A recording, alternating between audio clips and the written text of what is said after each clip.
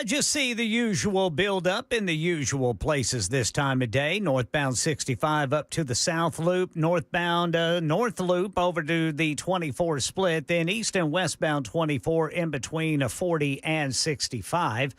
Do have a crash right now in Two Rivers. Actually, no, it's a stalled vehicle blocking the left two lanes of Briley Parkway northbound over there at Opry Mills. Traffic every 10 minutes every morning on Super Talk 99.7 WTN.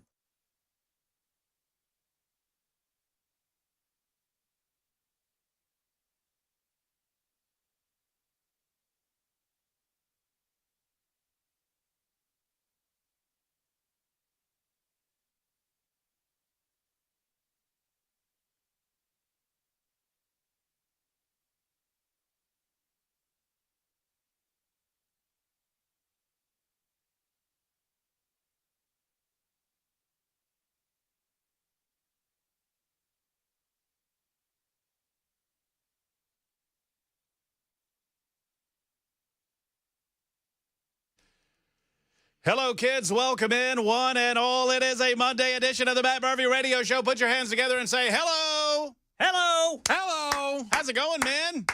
What is happening? What is going on? Just peachy on this Monday. I missed both of you fellas horribly over the weekend. I just told young Jackson, Ken Weaver, Yes, sir. that at one point over the weekend, I openly wept. That's how much I missed him. What is going on, everybody? How's everybody doing? I'm doing good. Still trying to shake off the cobwebs from the weekend. Yeah. Not completely, not completely done with the weekend, nor am I ever. I thought about you over the weekend, Ken. Oh, thank you, Brother Murphy. I think of you often. Thank you, Brother Murphy. And I thought of you as I walked out of doors, and it seemed rather cool for the season. Yeah, it's too cold for my liking. And I thought, I bet Ken Weaver is standing out on his back deck as I'm standing out on my back deck, and I'm thinking, man, this is nice. And I bet Weaver's going, it's a little chilly. I was shouting expletives. Like, what the heck's going on? It's August, for goodness sake. Yeah. You know what we don't get? And see, here's my beef about the damn heat index. Let me get into it. Here's my thing. They don't tell you when it feels normal. They don't.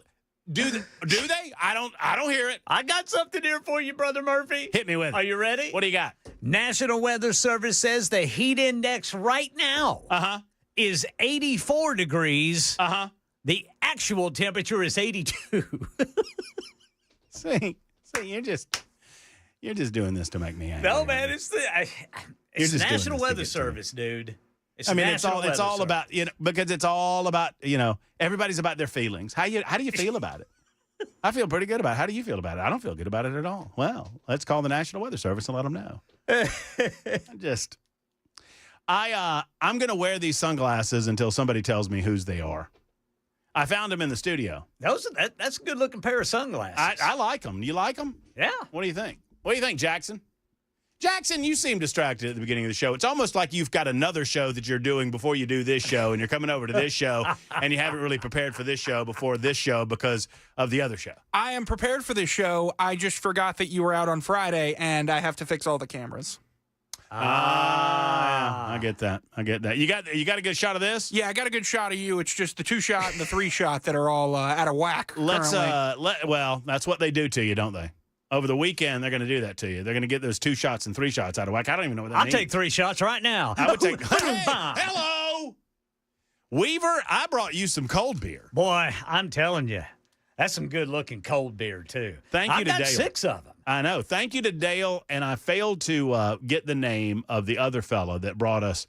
So Dale brought us 2 4-packs down at Tim's Ford Lake at Twin Creeks Marina. Yeah, something brewed out of Tullahoma. Oh, yeah, that delicious porter. Yes, sir. And I have not availed myself of one quite yet. I wanted to get your thoughts on it. I'm going to have one tonight if you agree to have one tonight. I can't do it tonight, Brother Murphy. Okay, are we waiting for the weekend? Yeah, I might do it Wednesday night. All right, you let me know.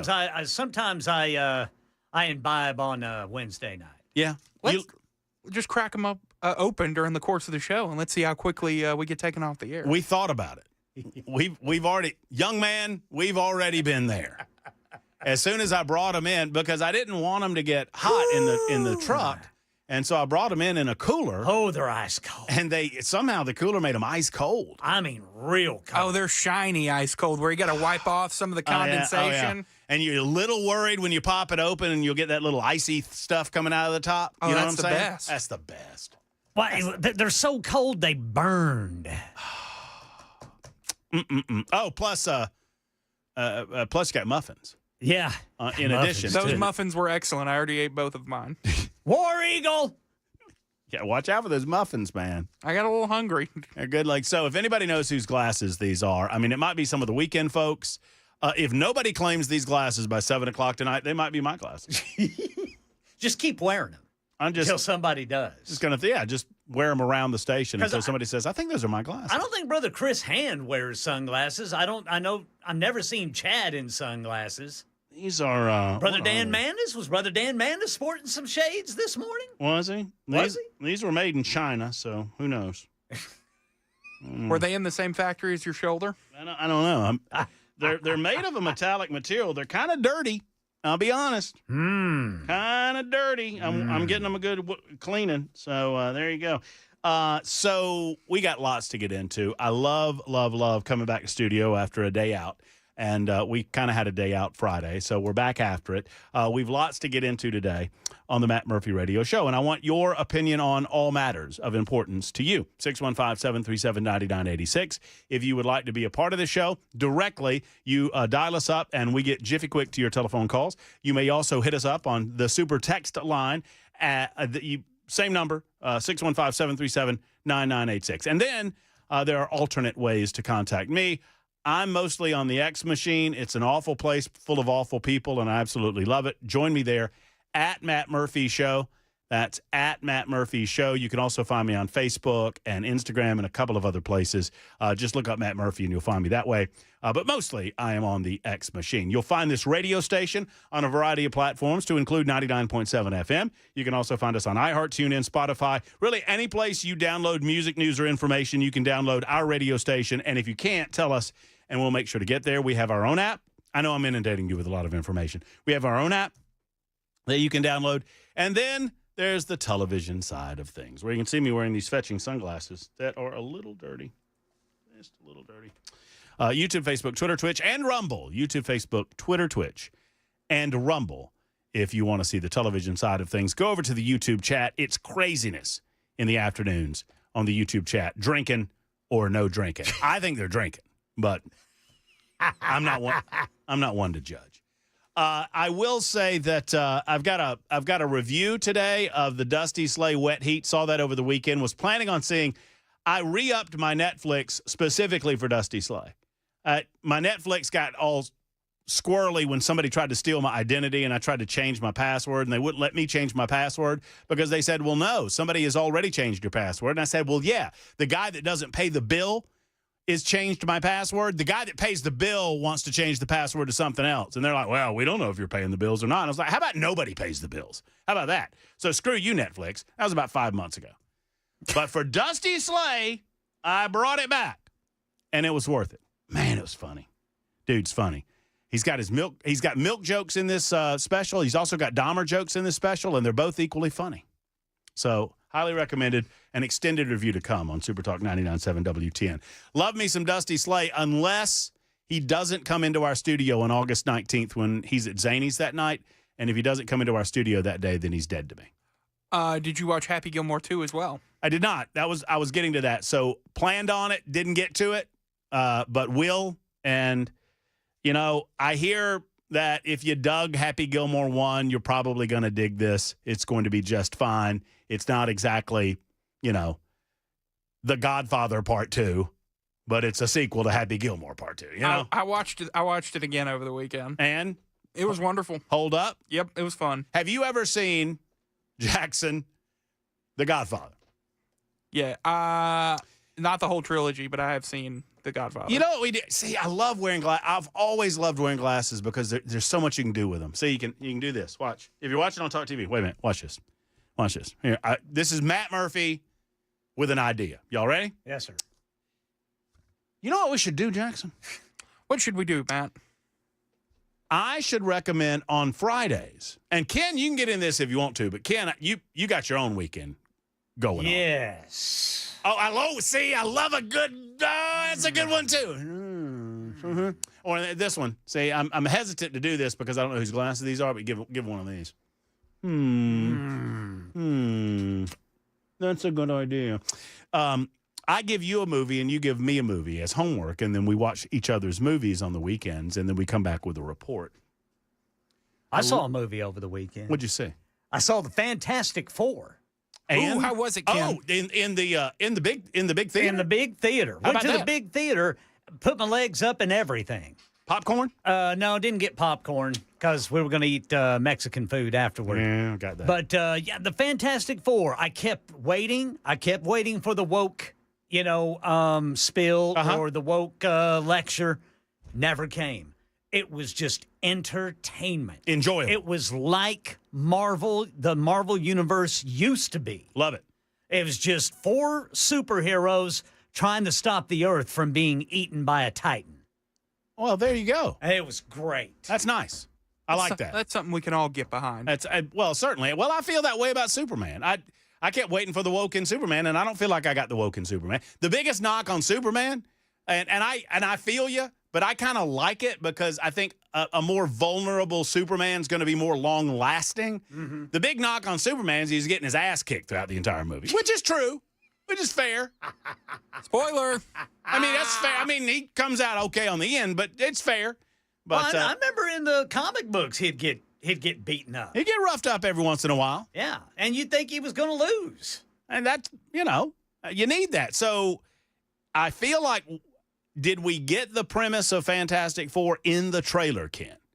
Because in the trailer, it's like they had a baby and then somebody wants their baby and they're like, we're not going to do that and we're going to defend the Earth. Yeah, and let me tell you, I didn't know that this villain existed. Uh-huh. Bad guy? He's a big old bad guy. Oh, I like it. I'm going not this Tuesday, not tomorrow, but next Tuesday. So don't spoil it. I won't say a word, Brother Jackson. There's 4 heroes. Am I spoiling something? There's Nope. 4 of them. Nope. And I hear they're pretty awesome. Yeah, it looks really good. I think they're called the Awesome Four. They're called the Fantastic. Oh, the Fantastic Four. Spoilers, Fantastic Ken. Four. Fantastic Four. My bad. I thought it was the Awesome You see, Four. how it ends is La, la, la, la, la, la, la, la. Superman wins. I hate it for everybody. If y'all didn't know that, Oh, I like the title, by the way, Jackson. Would you tell everybody what the title of the YouTube, Facebook, Twitter, Twitch, Rumble is today? Well, I misspelled one word, but we're going to move right along past that. I've got your redistricting right here in my jeans. The Murphy Show. So You told me that was the title. I did. Did you think I was actually going to do it? Yeah, I love it. Jackson said, but I got a problem with it. And no, we're going there. We are going there.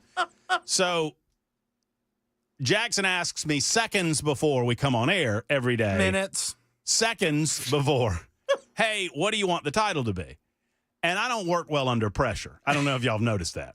It's not pressure when he has 3 minutes. And so, like, with 20 seconds to go, I say, well, what am I going to talk about today? Well, I'm talking about redistricting. And I say, hey, I got your redistricting right here in my pants. And then Mason Fleming from the Chris Hands show, and he was subbing in for the Chad Benson show today, said, in my jeans. And I was like, I like that because that works off the Sydney Sweeney thing. Right. I was like, yeah, I've got your redistricting right here in my jeans. The Murphy Show. yes, sir. I love everything about it. You killed 2 birds with 1 stone, Thank and they you, were Ken. probably both woodpeckers. Well, we killed 2 Two birds woodpeckers with 1 brick. With 1 brick. 2 peckers with 1 brick. So Okay.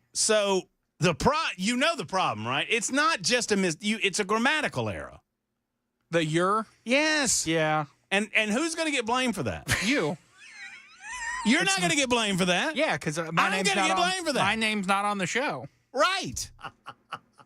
So and you can't redo it either. No, it'd start a new stream. People don't like that. And there's already like 100 and so people watching this stream. 166. That's making me nervous. What, that many people watching Yeah. us? Yeah.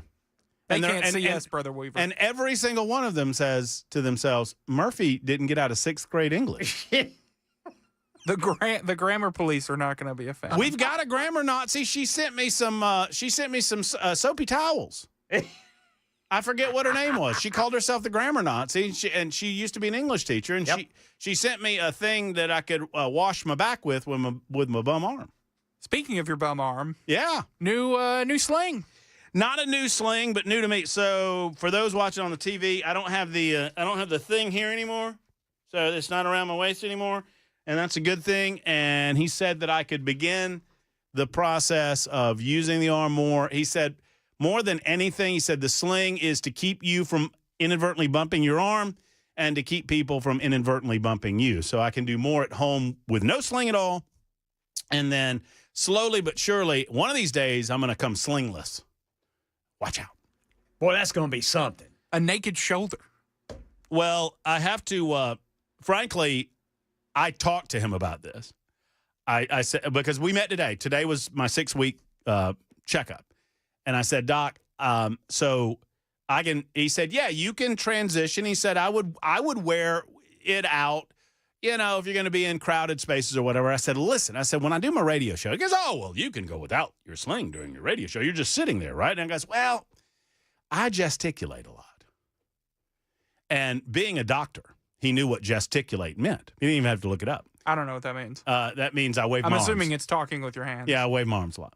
I said, I gesticulate. And he goes, well, he said, would you inadvertently gesticulate in a manner that might be, consistent with injury? And I was like, potentially. He said, well, maybe wear the sling for another couple of weeks. So there you go.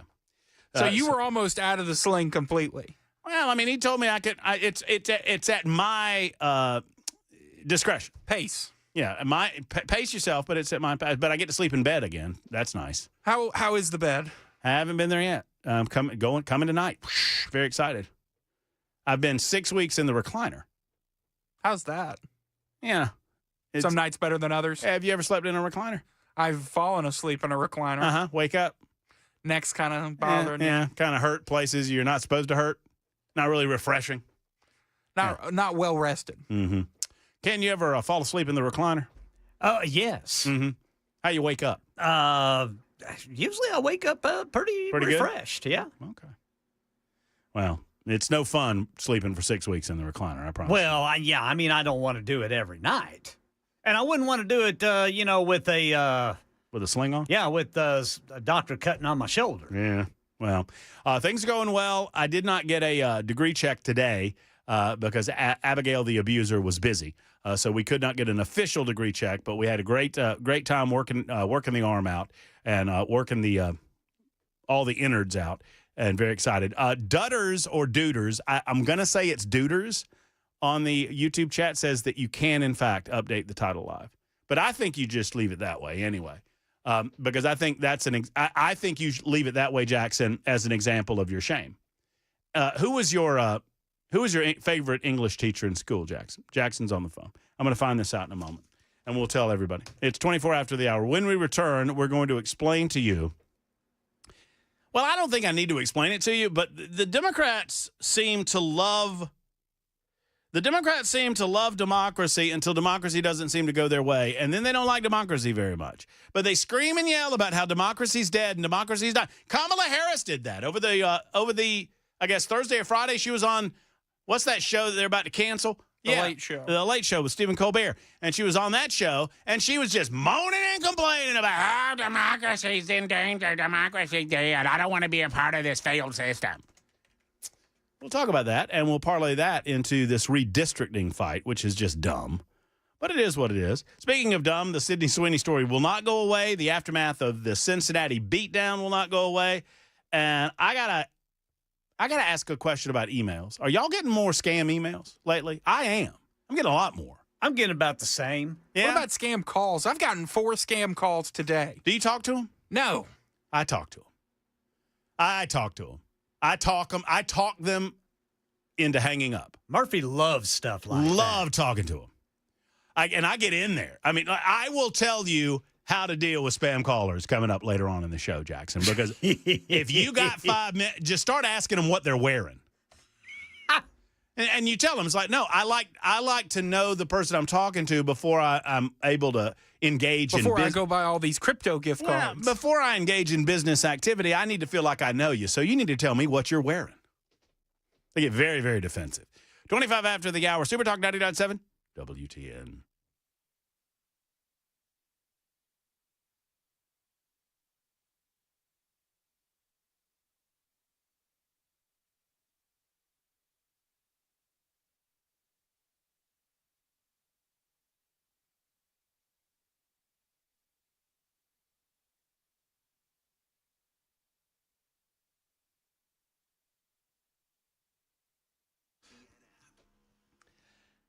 At Genesis Diamonds, they absolutely love what they do and what they get to do to provide savings to you. And you know what the end of it all is for Genesis Diamonds? I mean, obviously, they go to the ends of the earth to find you the best diamonds. They look at, for every 100 they look at, they probably bring home 10 just to make sure that they have the best diamond selection in stock.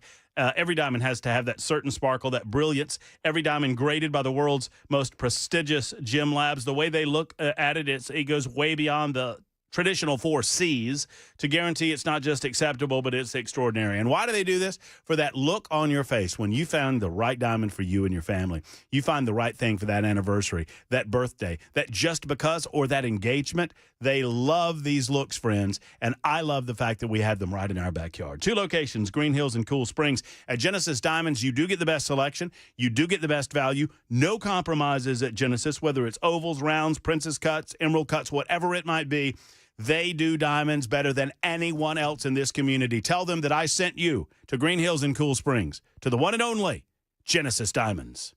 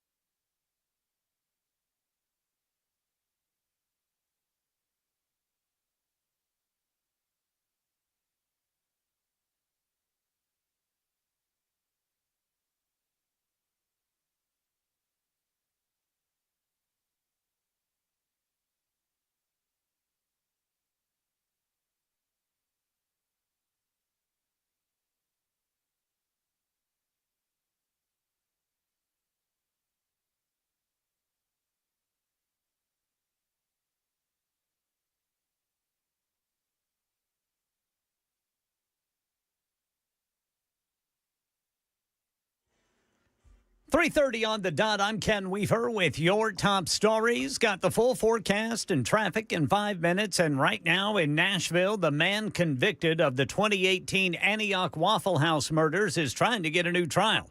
Channel 4's Jordan James says Travis Reinking's attorneys argued for several hours today why they think he should get a new trial for the murders of D'Ebony Groves, Aquila Da Silva, Taurine Sanderlin, and Joe Perez. He was also found guilty on several counts. Despite that, his defense team argued that he's schizophrenia and was not in the proper frame of mind at the time of that mass shooting. The first witness they called was a psychologist who conducted an examination on him. He believed that the Waffle House people were not Waffle House patrons. They were CIA agents or CIA operatives. He was worried they were going to slit his throat. They were worried they were going to poison his food.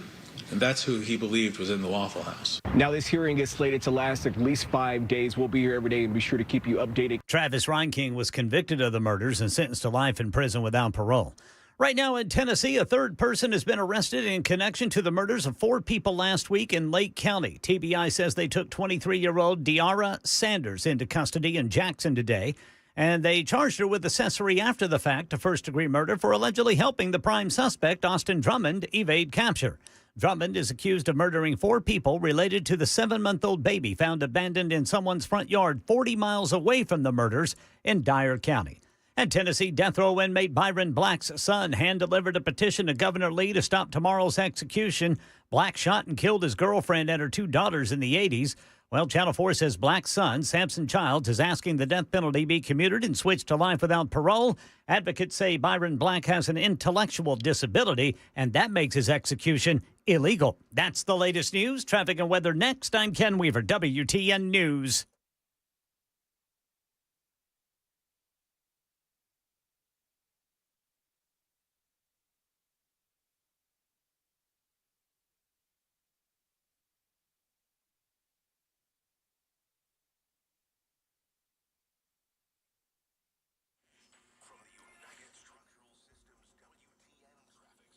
All right, we got a crash right before you get to the South Loop downtown. It is 65 northbound right there at I-40. Then over in the Hermitage, we've got a crash partially blocking the off-ramp 40 eastbound to Central Pike. And then police reporting a crash 40 westbound before Spence Lane. Traffic every 10 minutes every morning on Super Talk 99.7 WTN.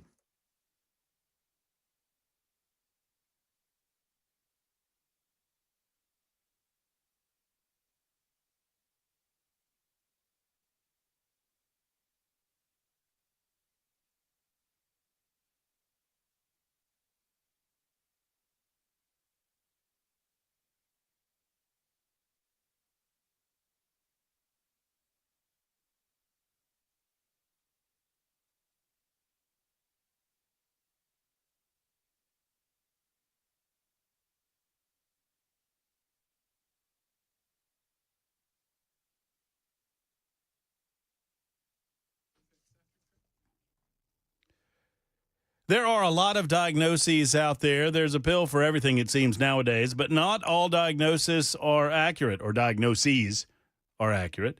And not all pills are good for you either. Hey, it's Matt Murphy, and when you get a diagnosis for European auto repair, might I recommend you get a second opinion before you make a major decision, especially if you're doing something that's not at Eurofix. I mean, I would encourage you to go to Eurofix first and cut out the middleman, but they are the home for second opinions. Before you spend hundreds or even thousands of dollars on European vehicle repair. Maybe you went to the dealership thinking that, oh, you have to do that. Well, you don't have to do that. You don't have to pay more price. You pay extra at the dealership because you're covering dealership overhead. It can not only save your vehicle's life and life on your vehicle, it could save you a lot of stress and a lot of money. Life's too short to get stressed out or to be angry about European auto repair. So contact our man Aaron Stokes at Eurofix. Get a 3-year nationwide warranty, a free loaner car with every appointment. At Eurofix, you never pay dealer prices. Franklin, 100 Oaks, Murfreesboro, Belmead, and Mount Juliet. Call 844-EUROFIX or visit myeurofix.com.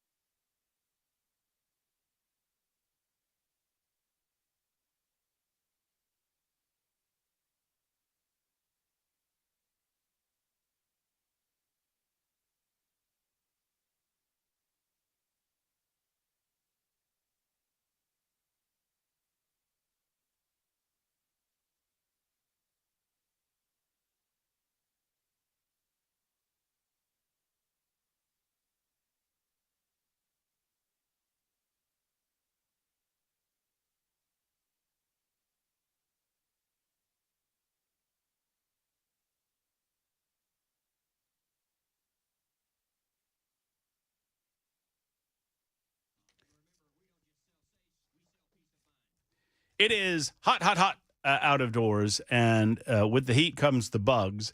And the bugs, they want the cool. They like what you like, right?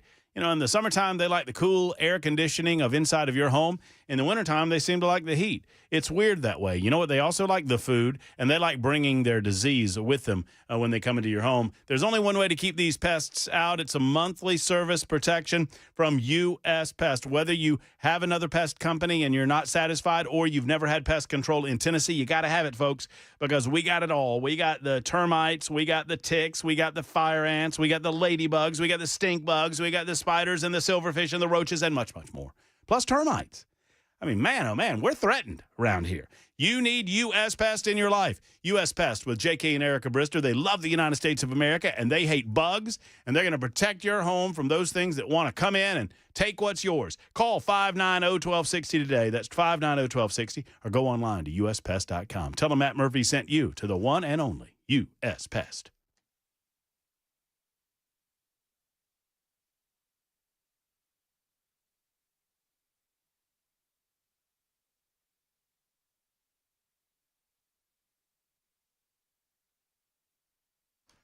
Super Talk 99.7 WTN. Look, we're 37 minutes in. We're off the rails. That's okay.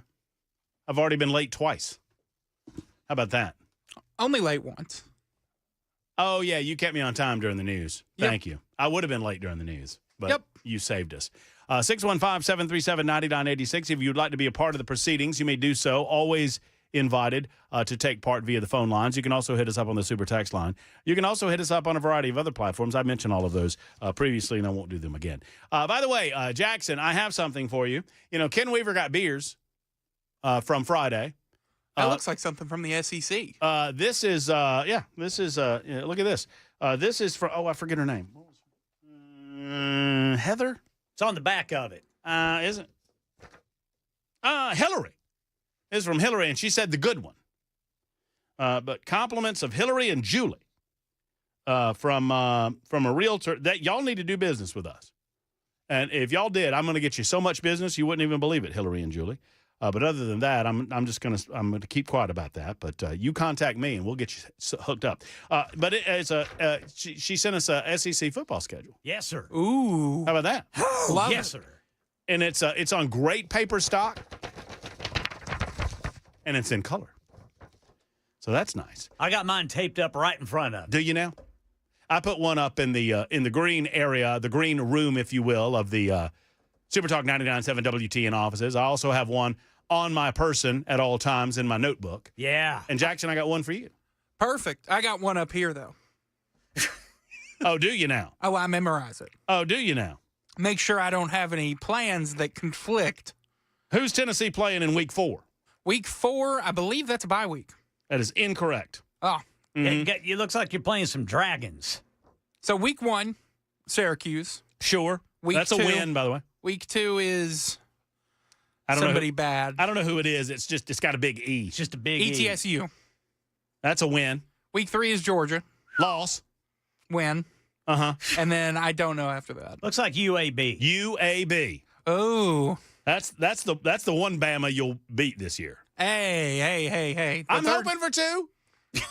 I'm hoping for I'm hoping for 2. some big things for the Vols this year. And then you got State. Anyway, so I got there you go. I got At least you. we get to play Mississippi State. Yeah, we're playing State over there in State. I agreed. I bought tickets to the Vanderbilt Auburn game this weekend. Why? Because Erica is an Auburn fan. Yep. Oh. And we are playing State that weekend. Oh, good weekend to miss. And I felt like that was an appropriate. If I missed some of the game or had to catch up later on, I don't fear that game. I mean, if we have problems with State, then Tennessee's gonna whoop you. and we're gonna have much bigger problems. But anyway, so yeah, Who's the quarterback? Who's the quarterback of State? Georgia. Gunner Stockton. Okay, that's who y'all are going with. Gunner. Well, Kirby hasn't said yet. But Neither is Josh. It's okay. But I'm pretty sure it's Gunner Stockton. We feel good about him. Dual threat, Jackson. Hey, that boy was taking some hits. He can. He's kind of a Tim Tebow type. I'm not saying that. Don't you start. I'm not saying I didn't say Tim Tebow. I said he was a Tim Tebow type. Don't you look at me that way. Look at the Georgia fan I feel your look. That was from both Brother Weaver and me. What I said was, he's got a pretty good arm, but he can get in there and he can get you 5 yards if you need it. Hey, Matt. Hey, let's get to the news. That's a good idea. Yeah, we're going to get in trouble. So the Democrats are showing their heinies when it comes to this Texas situation. This is not the first time they've done it. They've taken all the air out of the news cycle because all the news media wants to report on is how brave the Tennessee Democrats are. That the Tennessee Democrats are doing this. In order to what? In order to what? I mean, what are they doing? What is your understanding of what's going on? How about you just follow the law? How about you win elections? I find it very amusing that most of these Texas Democrats, and I'll explain what they're doing in just a moment for those of you in Aniana that haven't followed the story over the weekend, but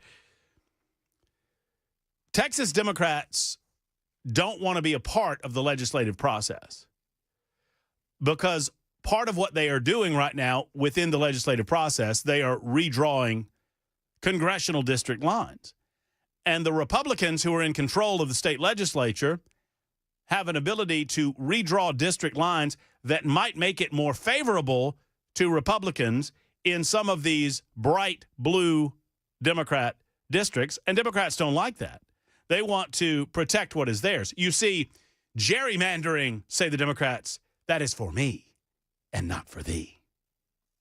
Gerrymandering is a term that we use for intentionally using the power of redistricting to benefit your own political party. I don't pretend that gerrymandering is necessarily good, but what I would suggest to you is that the voters are like air inside of a balloon. If you consider a balloon, right? You blow up a balloon, but you blow it up about halfway, and then you seal it off on one end. So it's got a little squish to it, so it won't pop. Well, what happens when you squeeze on one end of that balloon? It gets bigger on the other end. Well, what happens when you squeeze on the other end? It gets bigger on the other end. You're not really changing the amount of air inside of the balloon. You're just kind of moving it around. Similarly, if you create a district that is bright blue, you are going to, by nature, create a district that is brighter red than you previously had. Also, if you create a district that is bright red, you are similarly going to create a district that is brighter blue, considering that you have a consistent amount of Democrats and Republicans in any given region. However, there are ways to piece up the pie to make them a little more even, or even to, in Republican states, to cut up blue areas in such a way that lessen the impact of those blue votes to the point that you take one big blue district and you can create 3 red districts. How do I know this? It's what we did in the state of Tennessee, with little to no fanfare and no blowback. The state of Tennessee, it was demonstrated what you cannot do, and let's get out of the way what you can't do. The courts have said that you cannot redistrict based on protected categories. You cannot redistrict based on color. You cannot redistrict based on race. You cannot redistrict based on sex. When Tennessee did its redistricting, I think it was in 2022. I think that was the first election year. So they did it in the aftermath of the 2020 census. They recut these districts in such a way. Nashville had its own blue district. And the Republicans in the General Assembly said, wait a minute, Nashville's such a large area in the state of Tennessee. It seems unfortunate that they only have one representative. Let's piece this up in a way that gives Nashville 3 separate representatives, and it's up to the people to decide who those are going to be, Republicans or Democrats. Just so happens that the people of this state chose Republican. You see how that works?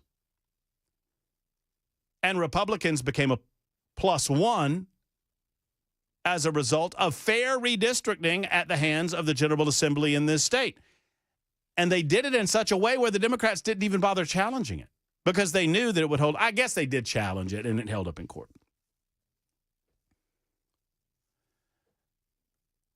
Redistricting is, by and large, and I looked this up just to make sure that I had it fresh on my mind, but redistricting is a function of the state.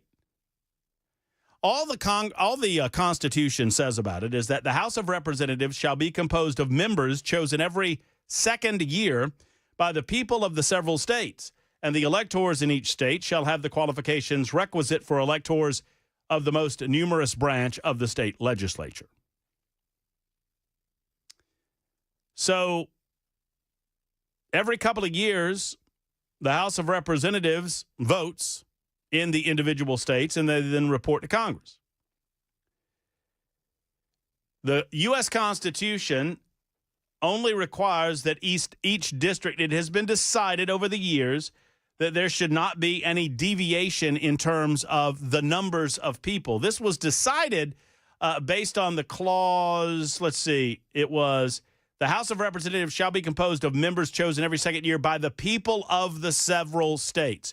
And it was determined that the function embedded in that phraseology was the idea that these be equally distributed. The Equal Protection Clause in the 14th Amendment also kind of doubles down on this concept, that we're going to evenly distribute the congressional districts. In other words, you ought not have a congressional district that has, 2 million people in it and another congressional district that has 500,000 people in it. That's not fair. That's not equal representation. That's not one man, one vote. So the only requirement per the Constitution for a state like Texas or a state like Tennessee is that you distribute the population relatively equally and you do not violate specifically anyone's civil rights by apportioning the districts based on protected categories. That's it. That's it. Otherwise, the state legislatures have the ability to draw the line. In most states, the state legislature has primary control of the redistricting process, both for the state legislative districts and congressional districts. 34 separate state legislatures have primary control of their own district lines, and 39 legislatures have primary control of congressional lines in their state, including the 6 states that only have one. There are 6 states in these United States of America where the House of Representatives has fewer representation than the Senate, which is odd but true. In most of these states, district lines pass just like regular legislation, with a majority vote in each legislative chamber. The first draft, often done by the quote-unquote House, that starts in legislative committee. Usually these bills are subject to veto by the governor and potentially override by the legislature, just like any normal bill. In Connecticut and Maine, they require supermajority of the 2/3 in each house. In New York and Washington, the legislature can override the other bodies with a supermajority. And in Ohio, a bipartisan supermajority takes the first shot before another commission takes over. And in 5 of the states, they set district lines by joint resolution without the potential for a gubernatorial veto, so the governor has nothing to do with it. That's Connecticut, Florida, Maryland, Mississippi, and North Carolina.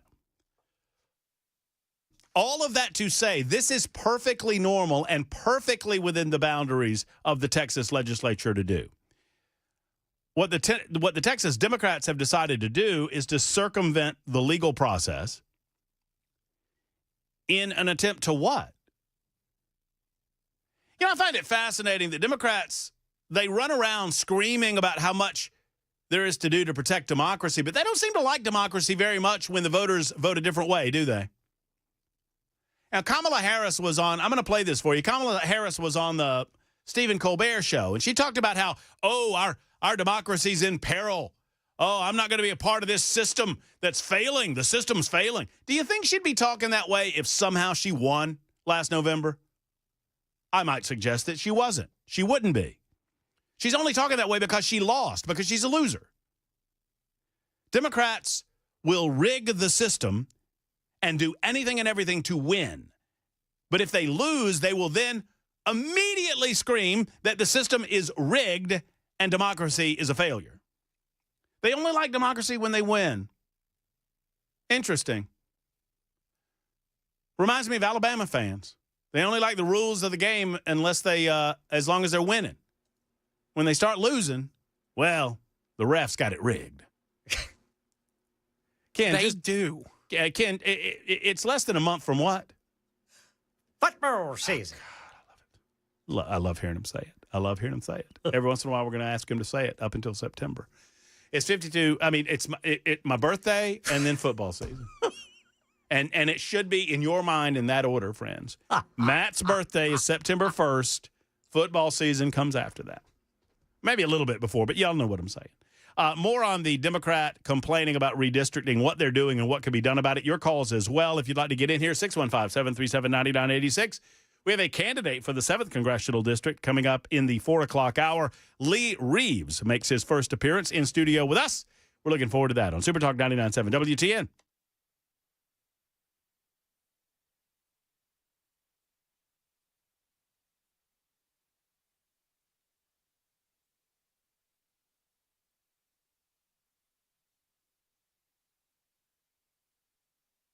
Hello, folks. Matt Murphy. It's summertime, summertime. Summertime. Summertime is the time to feel and look your best. And I'm not just talking about that tan or those abs you've been working on. Guys, I'm talking about your hair. Restore that bald spot. Reverse your receding hairline or add volume to thinning hair during the Advanced Hair Once Yearly Summer Savings Event. Advanced Hair's simple one-day treatment begins to regrow your own natural hair the very next day, and they guarantee your new hair will grow. There's absolutely no one in hair restoration that I would trust more than Advanced Hair. Look, I've got my locks. You can see them on Talk TV. I wouldn't trust these locks with just anybody. I trust them with Advanced Hair. Take advantage of their flexible summer calendar and yours to get the most hair for your dollar. Advanced Hair's summer sales event is on a limited time basis, so get the details and schedule your free consultation by calling today, 629-348-HAIR, 629-348-HAIR. One-day treatment, life-changing results with Advanced Hair. Your new hair is guaranteed to grow. Check out the before and afters and take advantage of their best offer ever at AdvancedHair.com. Once again, AdvancedHair.com.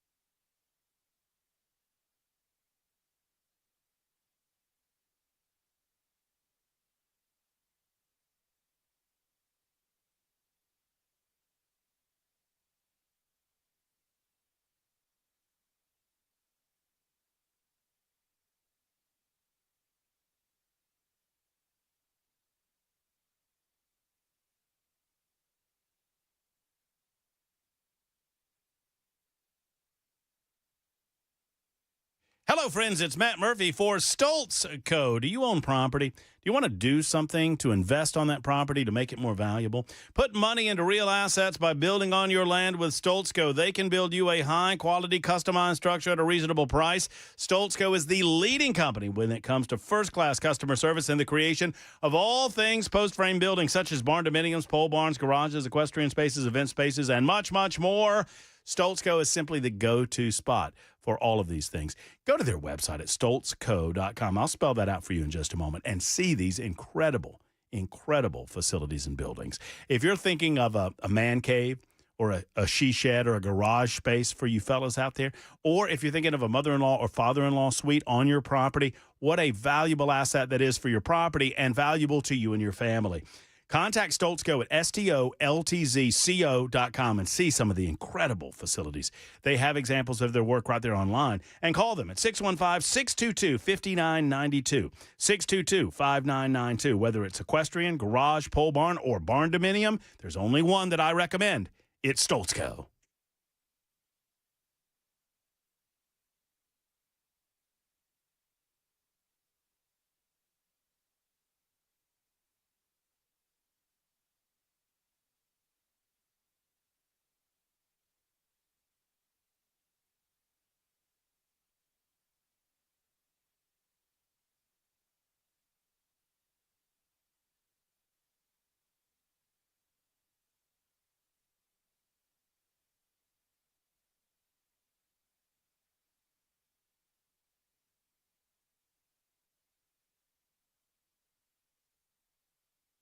Quadruple murder suspect update, and the Antioch Waffle House killer wants a retrial. We'll tell you about day one of the hearing today, coming up at 4 on Super Talk 99.7 WTN. Trying to stay away from that story because I don't want to get riled up. Something about they were poisoning his waffles, something. I don't. I'll listen to Ken Weaver along with the rest of you on Super Talk 99.7 WTN. Hey, do I have time for Mr. Jimmy? I want to get to Mr. Jimmy before we get to our guest. Go for it. Mr. Jimmy, you always tell me I make you wait too long, and I'm trying not to make you wait too long, but we don't have a lot of time this time around. But I just want to say, hey, what's going on, Mr. Jimmy? I did all of that for you. There you go. JJ, y'all got your own Stephen Miller there. Oh yeah, we got him. You talking about who you talking about? Jay St. Clair on Fridays? No, JJ. Jones. Oh, yes, Jones. Mm-hmm. Yeah, well, we got Ken Weaver in the afternoons, Mr. Jimmy. Well, it just kind of looks like you got your own Stephen Miller in Jones. So are you saying that? Are you saying that? Are you saying that Joan and Stephen Miller look alike, Mr. Jimmy? No, they kind of act like. Oh, I see. Well, I'll take you at your word for it, sir. Okay, well, all right. That's all I wanted to say. Hey, Mr. Jimmy, it is good to hear from you. God bless you. Keep us up to date down in Shelbyville. I appreciate you. Love Mr. Jimmy to death. Have a good day, Mr. Jimmy. Mr. Jimmy used to run with Elvis back in the day in Memphis. Yes, sir. Used to run over there. What's that restaurant called? That hamburger joint where they've never changed the oil? It's not Gus's. Somebody will know, and somebody will tell me on the Super Text line. I've eaten there. And their big claim to fame is that they've moved the restaurant, but they took the old oil from the old restaurant and put it to the – I mean, if you think about it, they've probably burned off the oil several times, but they've never changed it. They never cleaned the oil. That's their big claim to fame. That's disgusting. It's their big claim to fame. They've made a lot of money. I mean, I'm just telling you. I don't know what to say about it. I'm just telling you that's the way they run their business. The way we run oil. Our business is we get to the news and we get to congressional candidate Lee Reeves coming up next on Super Talk.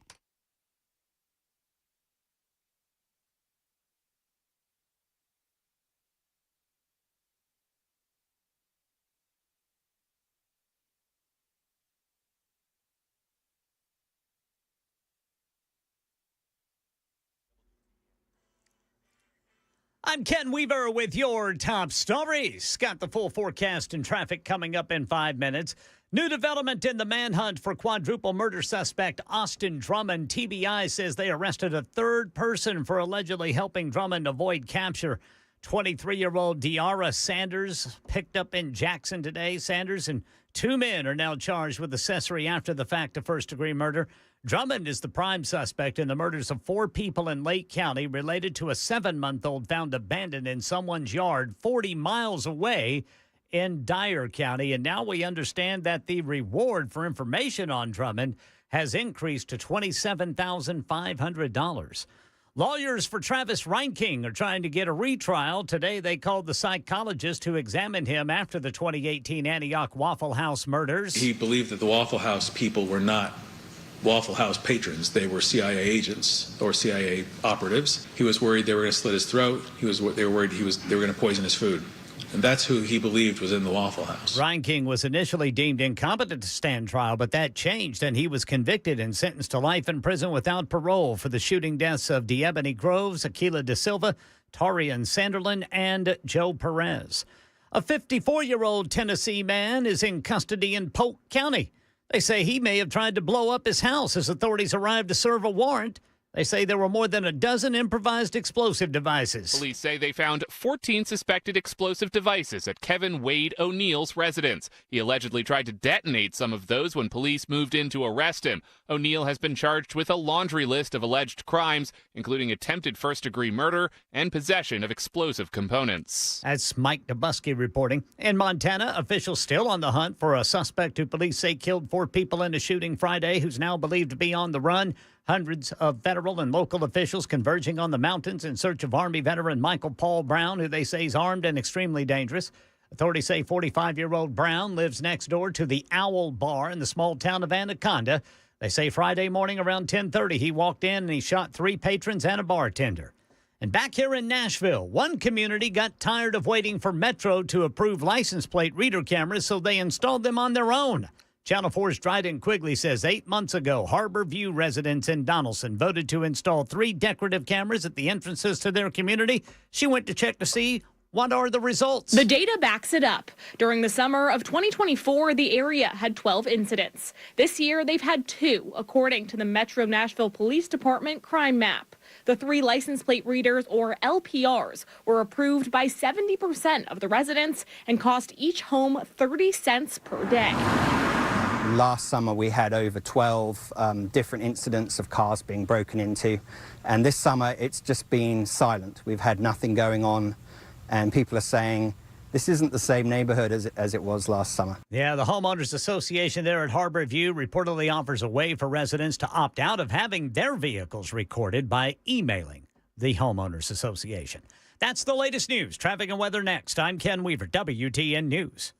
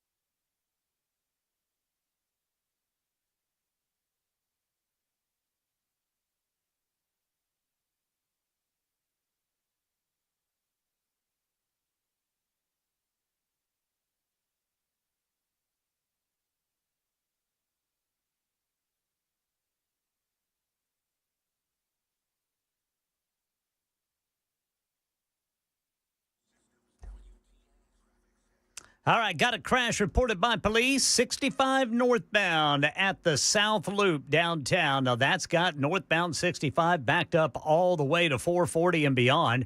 And then if you're eastbound on the South Loop, you're backed up there to get to 65. Look here at I-40 eastbound 4th Avenue. Looks like there's a crash on the South Loop there, but that one's off on the shoulder a little bit past the 65 interchange. Traffic every 10 minutes every morning on Super Talk 99.7 WTN.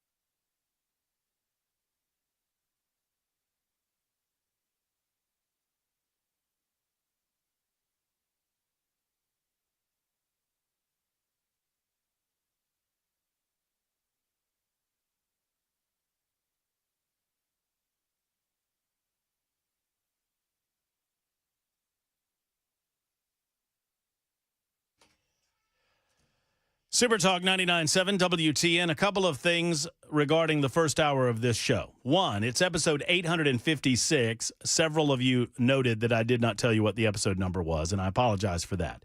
It's also day 192 of Donald Trump's second term as president of the United States of America. We just give that number to trigger the liberals because there's 1460.5 in total.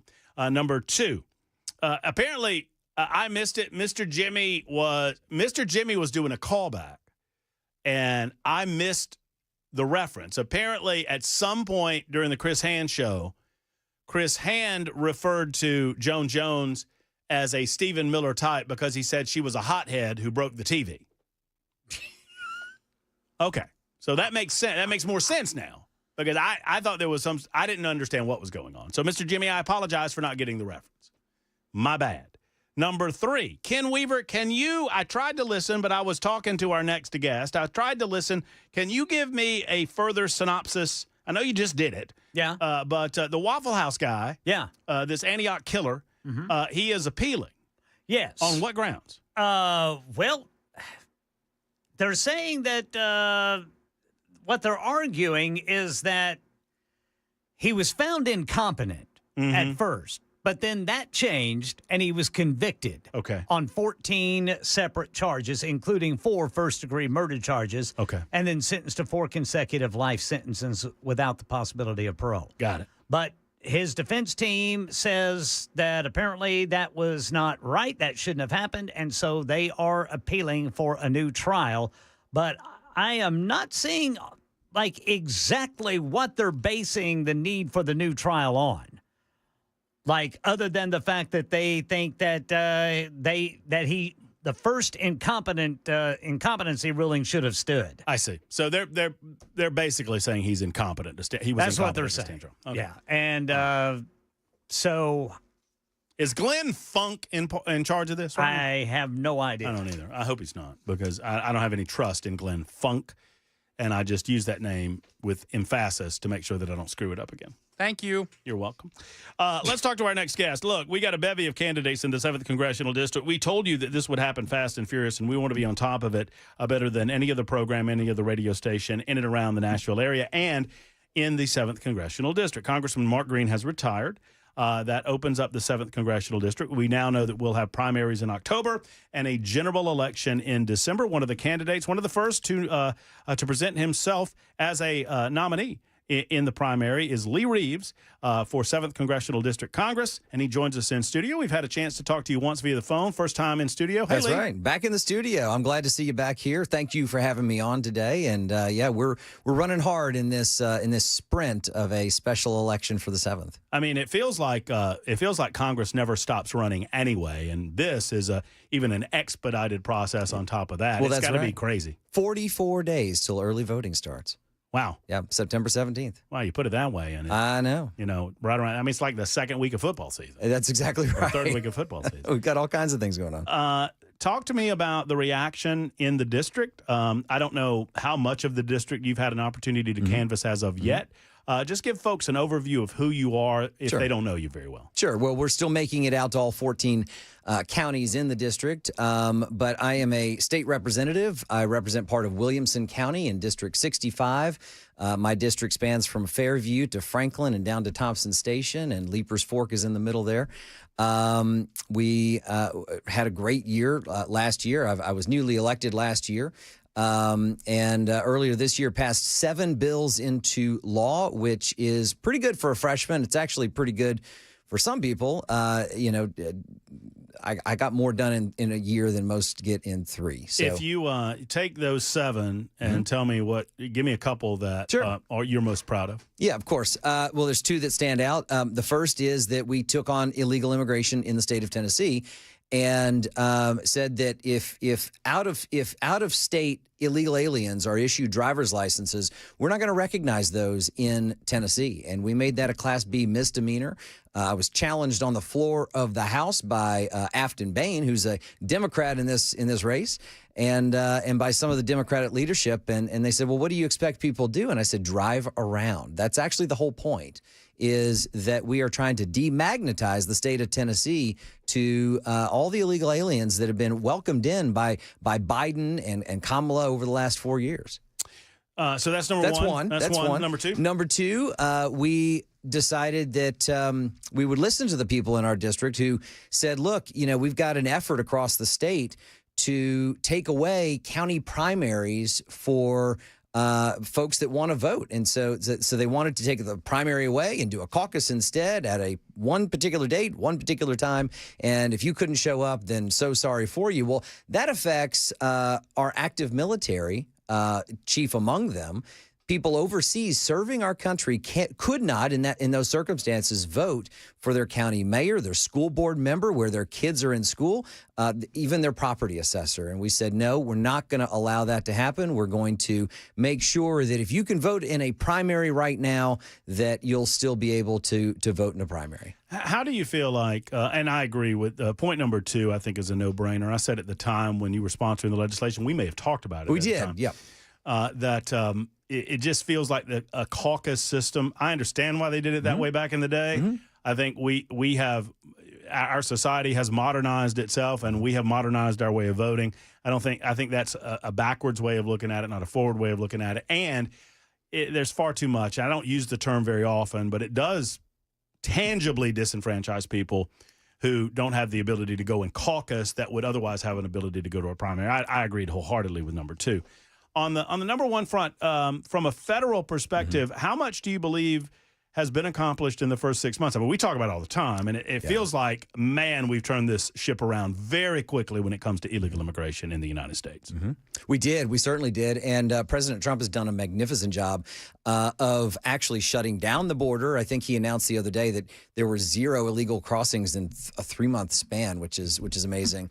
ICE came up to Nashville, and I met with some of the people that actually are over ICE for the region. And I said, look, you guys are doing a tremendous job. Did you add personnel? And at the time, the answer was no, we're just allowed to do our job.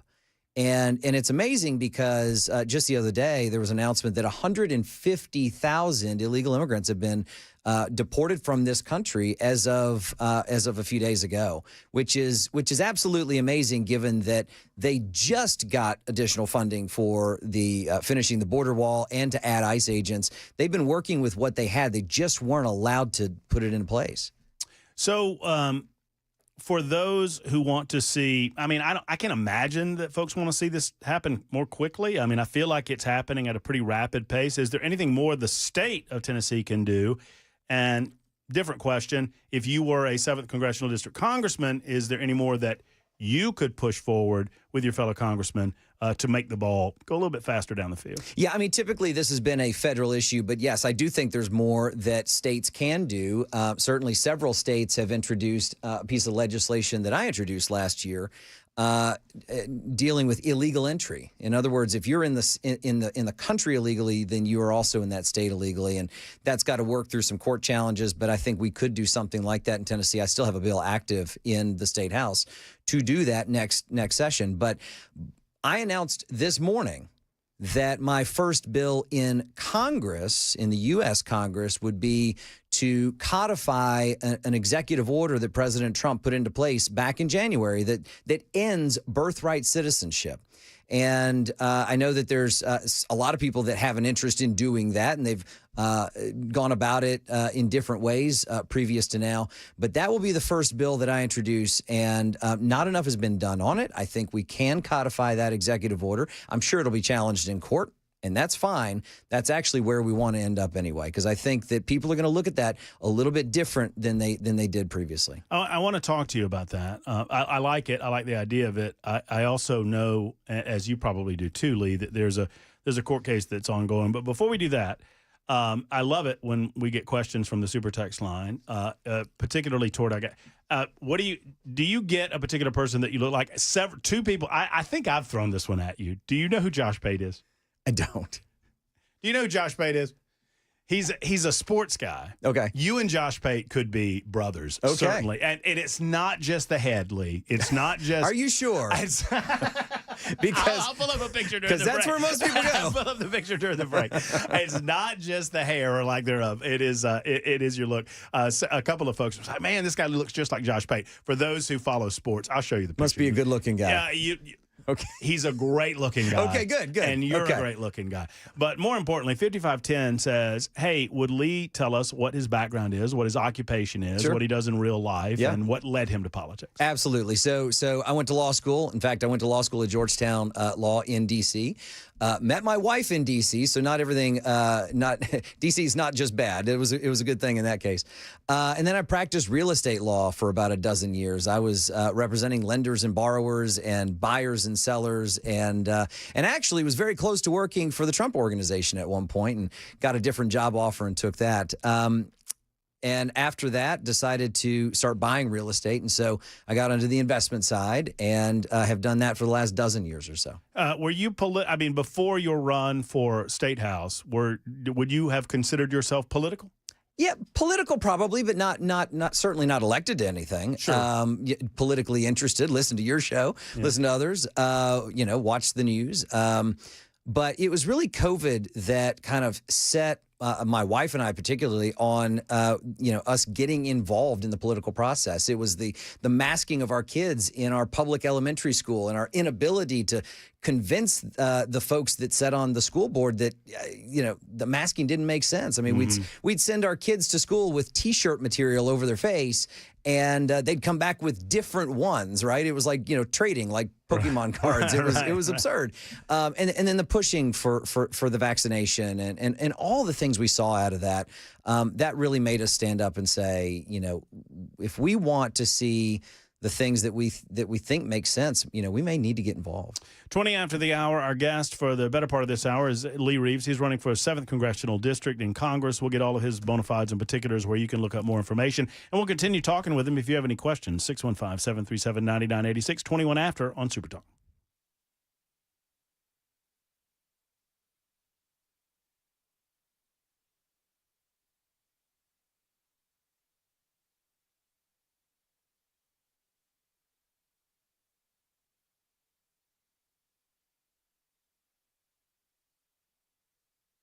Hello, friends. It's Matt Murphy for Nashville Safe House. Nashville Safe House is your one-stop shop for all things safes. Secure your guns. Secure those things that protect yourself and protect your family and your home.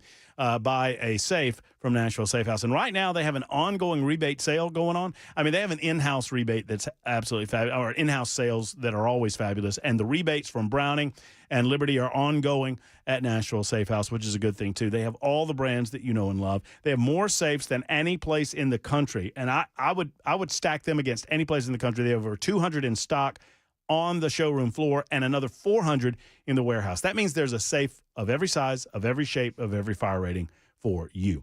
Go by Nashville Safe House at 4th Avenue South in Nashville to see the incredible selection and find the safe that's right for you. Tell Mark and his team that we said hello. 4th Avenue South across from City Cemetery, or online always at NashvilleSafehouse.com.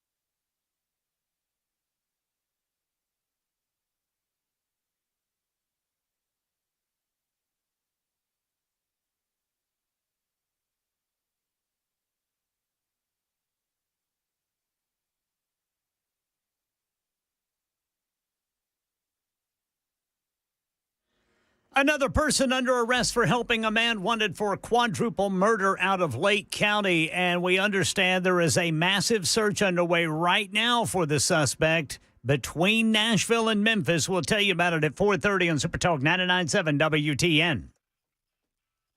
Super Talk 99.7 WTN. Oh, man, I've got a lot of questions for our guest, Lee Reeves, but I promised that I would get to yours first and foremost, and I'll do so. 25 after the hour on Super Talk 99.7 WTN.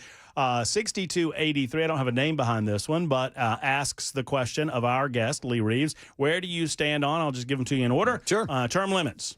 Term limits. Well, I am the only candidate, or at least the first candidate, to sign the U.S. Term Limits Pledge. What does that mean? It means that that I've committed to vote for term limits when it comes up in Congress, and it's really that simple.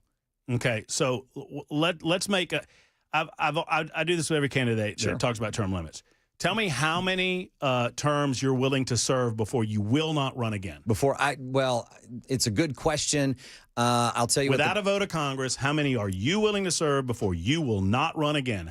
When will you term limit yourself? I can't give you a solid answer on that because I've not served in Congress. And I think thought you were for term limits.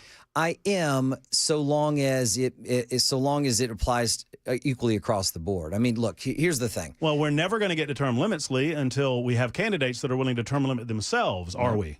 Well, listen, I am committed to serving the district and doing it well, and I'll do that as long as it makes sense to the folks in my district. But in terms of term limits, what the U.S. term limits folks have said is two Senate terms is what they're promoting, and 3 in Congress. I could be convinced that different numbers would make better sense or less sense. So you're willing to pledge to support the idea, but you're not willing to pledge to do it. Well, like I said, I haven't been in Congress yet, and part of going up to Congress is developing an expertise in a certain area and being able to serve your district well, and I think those are the 2 primary things that I would focus on. So, term limit for me, I don't mean to get stuck on it, but I've been doing this for 25 years. And for 25 years, I've listened to Republicans tell me that they're in favor of term limits. And for 25 years, every time the Republicans have a majority in the Congress, term limits never comes up. Why do you think that is? I don't know. I haven't dug into it, Matt. But like I said, but you signed the pledge. I haven't dug into the history of in your opinion, why then Republicans why did you sign the pledge? I signed the pledge to implement the vote when that comes up. Right. But your point is a separate one, which is why do I think that it hasn't come up in Congress? I can't answer the question. I haven't been there. So you signed the pledge without understanding why the pledge hasn't been fulfilled? Well, I signed the pledge in order to vote for that concept, and it's a concept that I think is a good one. I don't mean to get squirrely on this, sure, but anybody that signs a pledge that you believe in term limits should be able to say, I believe that I can accomplish everything that I need to accomplish in X number of years. That may be for some folks. I haven't been there, so I'm not sure quite exactly. I don't understand why you signed the pledge then. Why did you sign this pledge? Well, I think it's important to people to know that their representatives are not going to be there for 40 years. I can tell you, I don't have no. But you can't tell me how long you're going to be there. Well, I'm not going to be there for 40 years. I promise you that. Then how long? Well, I don't know, Matt, but we'll get up there and see.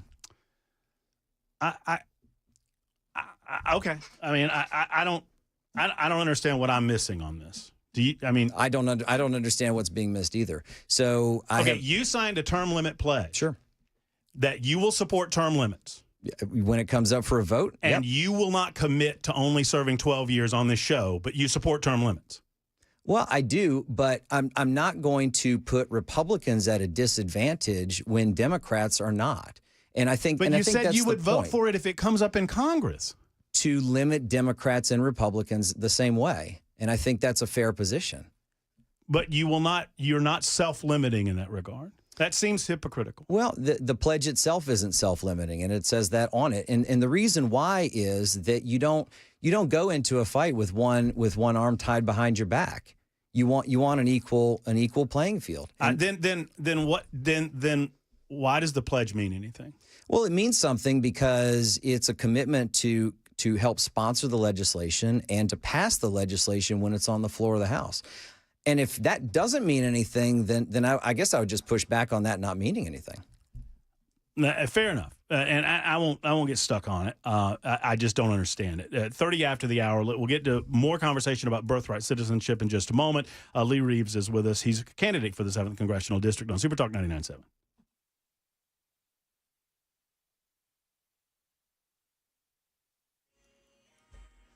4:30 on the dot. I'm Ken Weaver with your top stories. Got the full forecast and traffic coming up in 5 minutes. And right now in Rutherford County, News 2 says there is a search underway for an inmate who escaped from a work detail. They're looking for 43-year-old Joseph Beard of Dixon, Tennessee. He apparently walked off that work detail this afternoon. He was there with the crew picking up trash in the 8800 block of John Bragg Highway around 3:31 p.m. The search is on with K-9 units, drones, and the Tennessee Highway Patrol's helicopter. Right now in Tennessee, another person under arrest for helping a man wanted for quadruple murder in Lake County. The TBI says a massive search is underway for Austin Drummond between Nashville and Memphis. Officers are closing in on where they think Austin Drummond is hiding right now in a large area around Union University in Jackson has been locked down. Video from News Talk Jackson shows SWAT teams riding on the back of trucks and even walking through fields with dogs. Drummond is considered armed and extremely dangerous after the TBI says Drummond killed 4 people and kidnapped an infant last Tuesday. There are now 3 people behind bars charged with helping Drummond and tampering with evidence after the murders. We're still waiting on more information tonight on exactly what these 3 people did to help him. The city of Jackson is now asking people to check their security cameras between 10 last night and right now to see if there are any signs of the 28-year-old. That's Channel 4's Brendan Tierney reporting. And the Tennessee Supreme Court has ruled against a stay of execution for Byron Black, upholding the decision that he can be executed as scheduled tomorrow. That'll be by lethal injection. The decision comes amid concerns about Black's implanted defibrillator and the potential for a prolonged and painful execution if it is not deactivated. Black's legal team has argued deactivating the device is necessary to prevent a torturous death, while the state argues it would interfere with the execution and that the lower court lacked the authority to issue such an order. Black was convicted in 1989 for the 1988 murders of his girlfriend, Angela Clay, and her 2 daughters, LaToya and LaKeisha. That's the latest news. Traffic and weather next. I'm Ken Weaver, WTN News.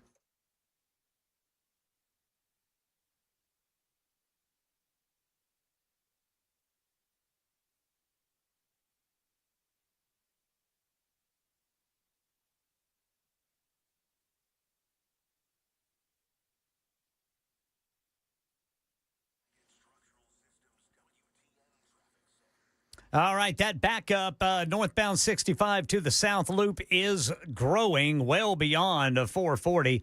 There's a crash right there on 65 northbound before you get to I-40. Traffic every 10 minutes every morning on Super Talk 99.7 WTN.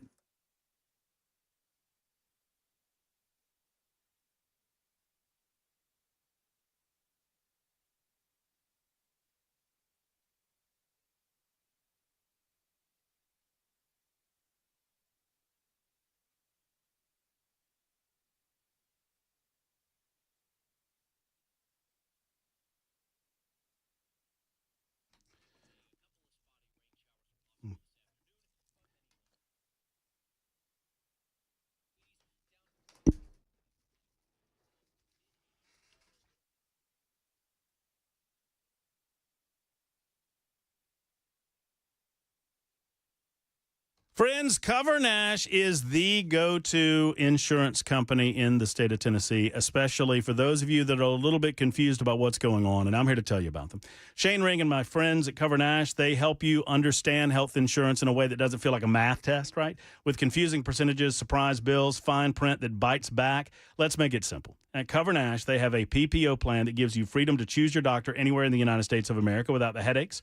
Only a $250 deductible, flat copays after the deductible, which is incredible, just $50 for any doctor, visit, even specialist, and outpatient surgery as low as $250 in copays. Now, I understand that that's a lot of figures being thrown at you, but the bottom line is this. If you contact Shane Ring and Cover Nash, I promise you, he will get to the bottom of what's going on with your insurance, and he will find you the best deal possible. You might be in it. You never know. Go to covernash.com. That's covernash.com, where they work for you, never work for the insurance companies, or 615-465-0023, 465-0023 for our friends at Cover Nash.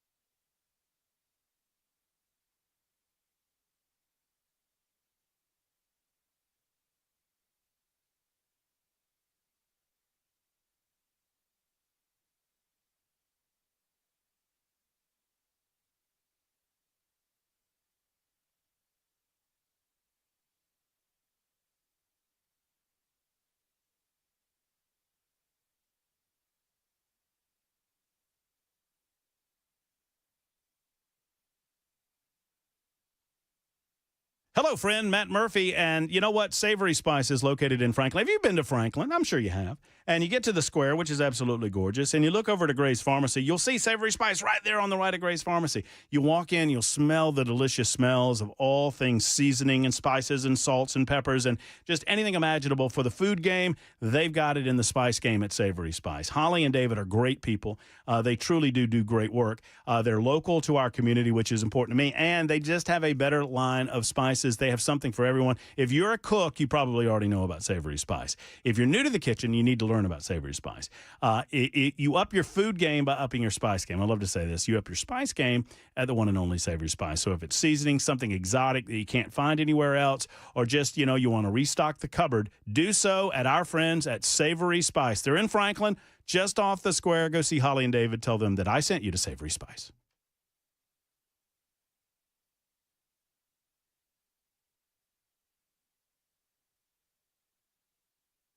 Super Talk 99.7 WTN. It's the Matt Murphy Radio Show with 7th Congressional District candidate Lee Reeves, 38 minutes after the hour. Lee has promised to, and I saw your press release this morning, Lee. You've promised to introduce legislation to codify Donald Trump's birthright citizenship.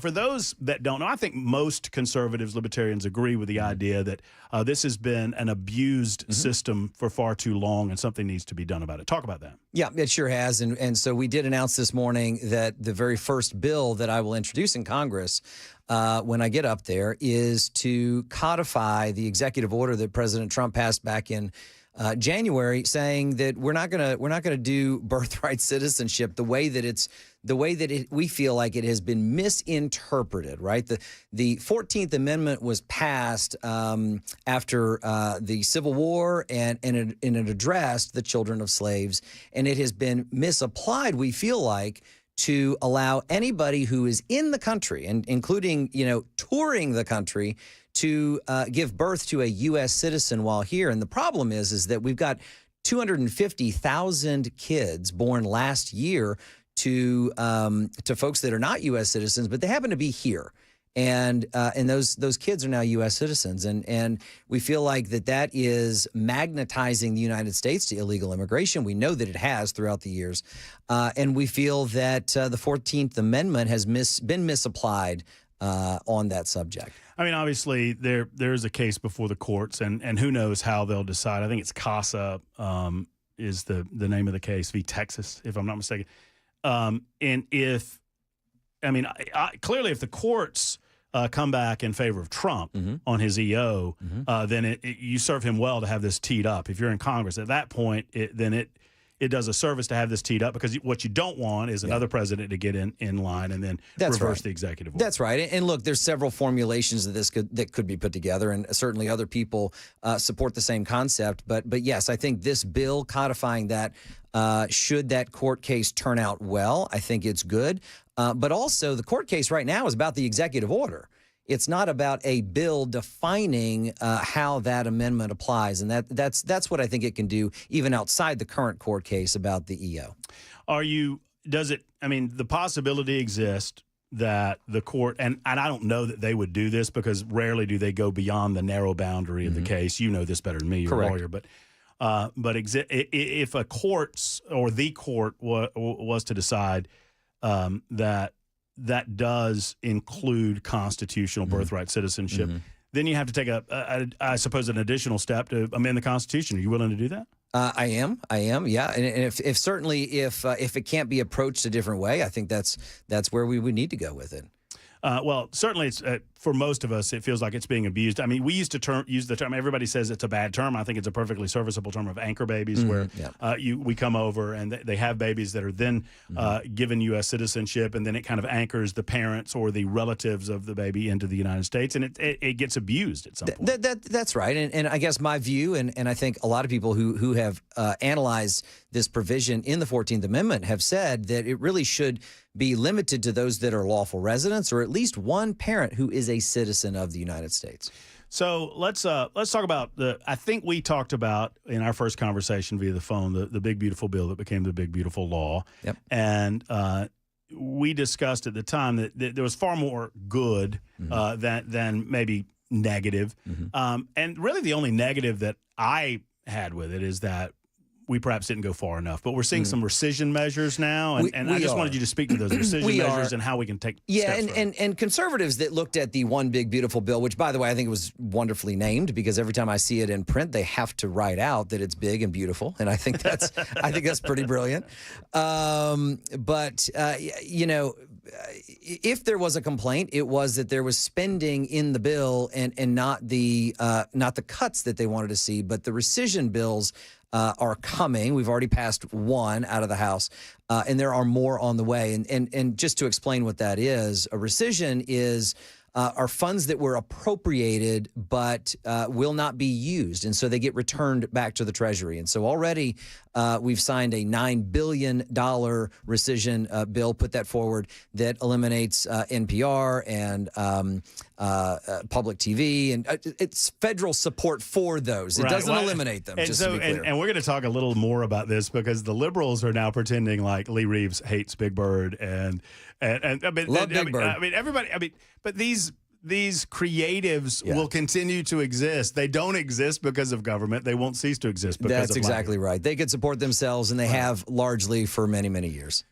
So you look forward to more of these, and I don't want to put words in your mouth, but I think you told me this, that, I mean, the idea is to get away from omnibus spending packages and get to separate appropriations. Absolutely. Yeah. No, listen, I would love to get back to regular order. We haven't had regular order for over 30 years. You know, it used to be that we would have 12 appropriation bills, or a dozen or so, come out of the various committees when Congress, people in Congress were doing work in the committees. I would love to get back to that. We're not there now, you know, with being such a close margin in Congress. I don't know if we're going to get there this year, but certainly I would like to see that in the future. I would fully support it. Where are you, or where have you been on Trump's tariffs? It seems like this is a subject that people think they have their heads wrapped around, and I think Donald Trump is enough of a businessman, enough of a negotiator that he's got his mind around this a little more than some of the commentators. Obviously, the country seems to be doing well. I know our jobs report wasn't exactly what we wanted it to be over the summer. But where are you on in terms of tariffs and Donald Trump's plan to kind of get that back into order? Well, I've told other people I think tariffs are taxes. I'm not in favor of taxes. But I do know this. President Trump, and you and I see it the same way, he's a negotiator. And if you view anything, at least I think, anything that you don't understand that he's put out there as, oh, it's a negotiation, it starts to make sense.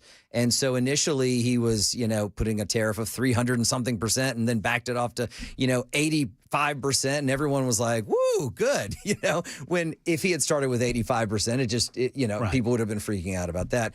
I know that it's brought revenue into the country. I think that's fine. I think the real goal, though, is to make sure that we've got reciprocal trade in a way that benefits Americans, brings manufacturing back home, brings jobs back home, but also lets us sell into other countries. So right now, and we were discussing this just before you came in, Lee, Texas is, I mean, the Democrats out there are having a fit. I almost wish that Tennessee Democrats would do the same thing and go away. I think we would still have a quorum in Tennessee. We would still be able to do business. There's a reason why they don't walk out of our chambers. That's exactly it. I mean, is this just a matter?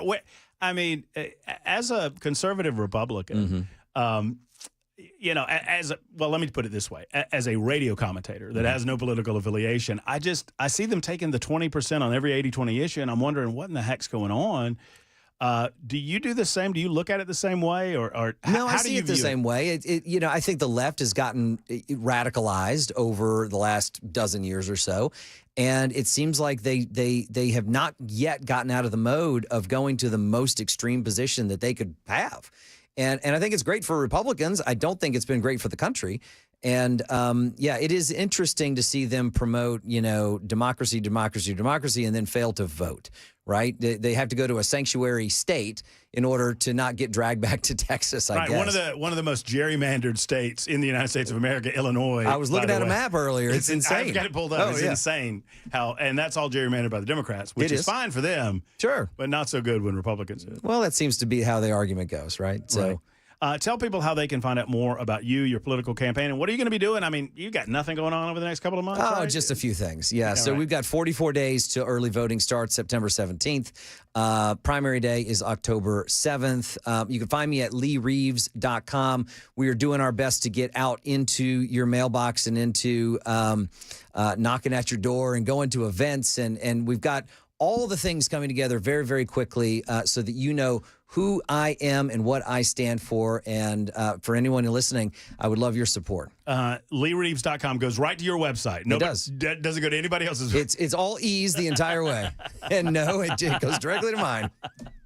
That other thing amuses me greatly. Lee, thank you for coming on. Thank you for taking on the fire, and we appreciate you so much. And I know that people will be looking forward to you in their communities. Thank you, Matt. Appreciate it. There's the Lee Reeves of the 7th Congressional District. It's 47 after the hour. Quick timeout. We'll be back after this on Super Talk.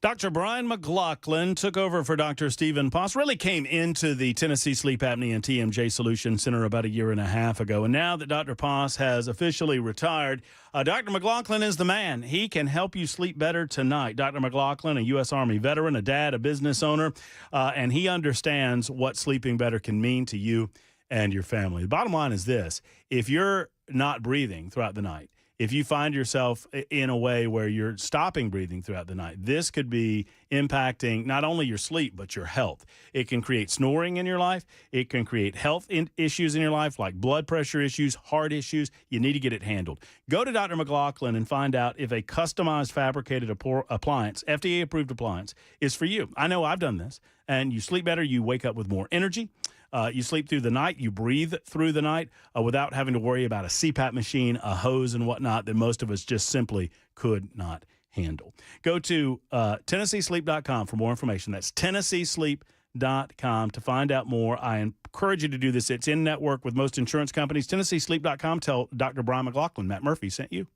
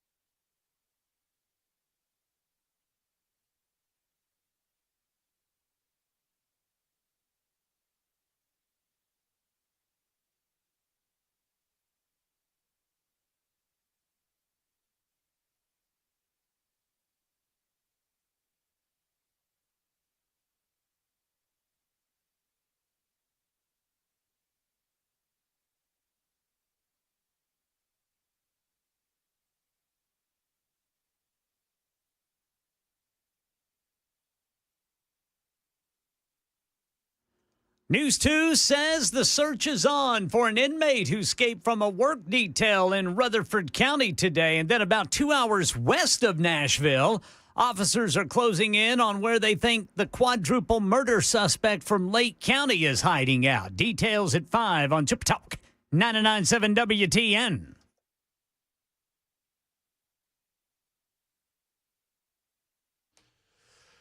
Super Talk 99.7 WTN. Matt Murphy. There's Ken Weaver back in News Closet B. Young Jackson is behind the glass, making sure that everything that comes out of our speakers sounds as good as humanly possible. I appreciate Lee Reeves under the gun there on the term limits topic, but well spoken on the rest. I appreciate his legislation that would codify the idea that birthright citizenship is not a thing.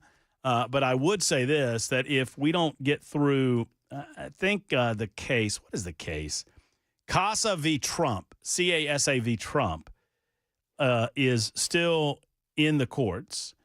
And it went up to the Supreme Court, and the Supreme Court determined that it was unlawful for a judge to block the executive order nationwide while it was being decided. But the case is yet to be decided.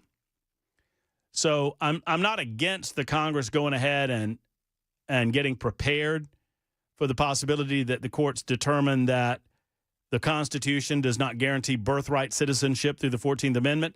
If the courts do decide that, then it's going to take more than just a piece of law. It's going to take a constitutional amendment.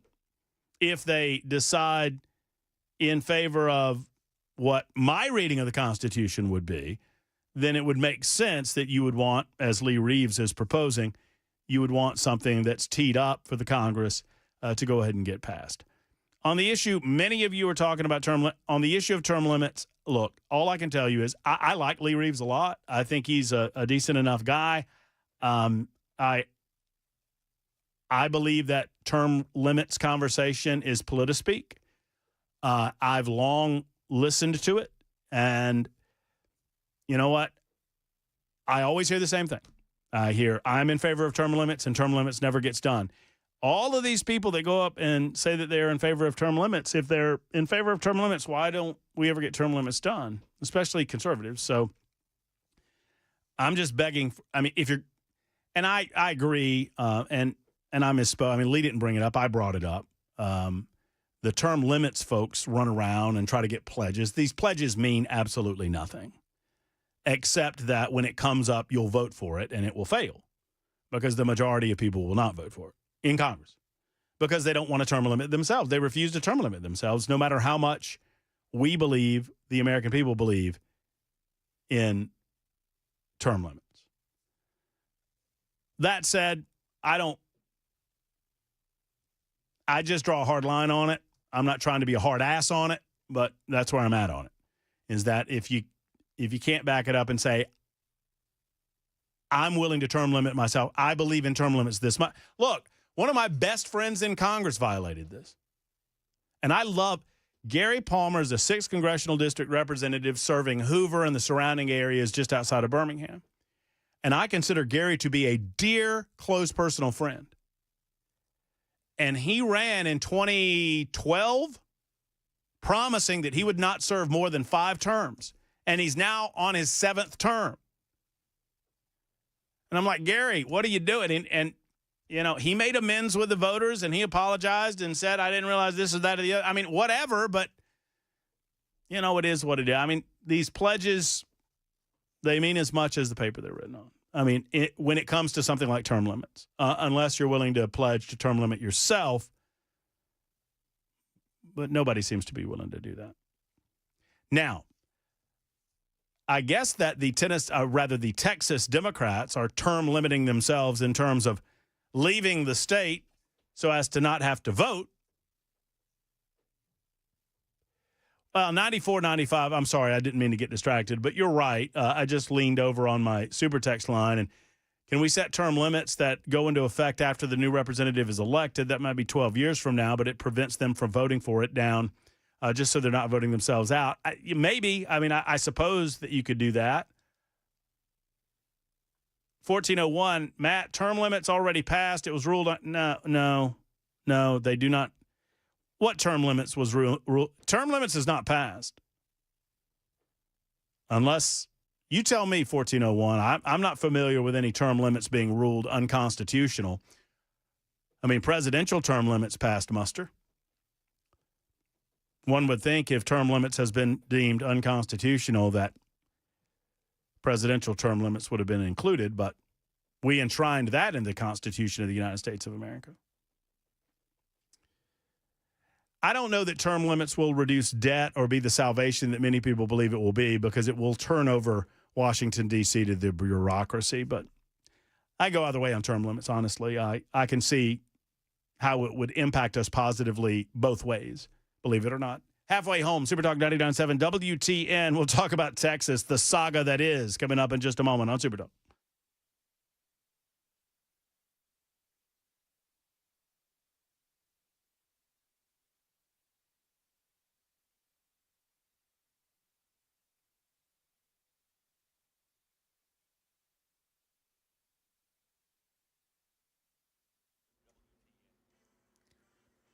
Five o'clock on the dot. I'm Ken Weaver with your top stories. Got the full forecast and traffic coming up in 5 minutes.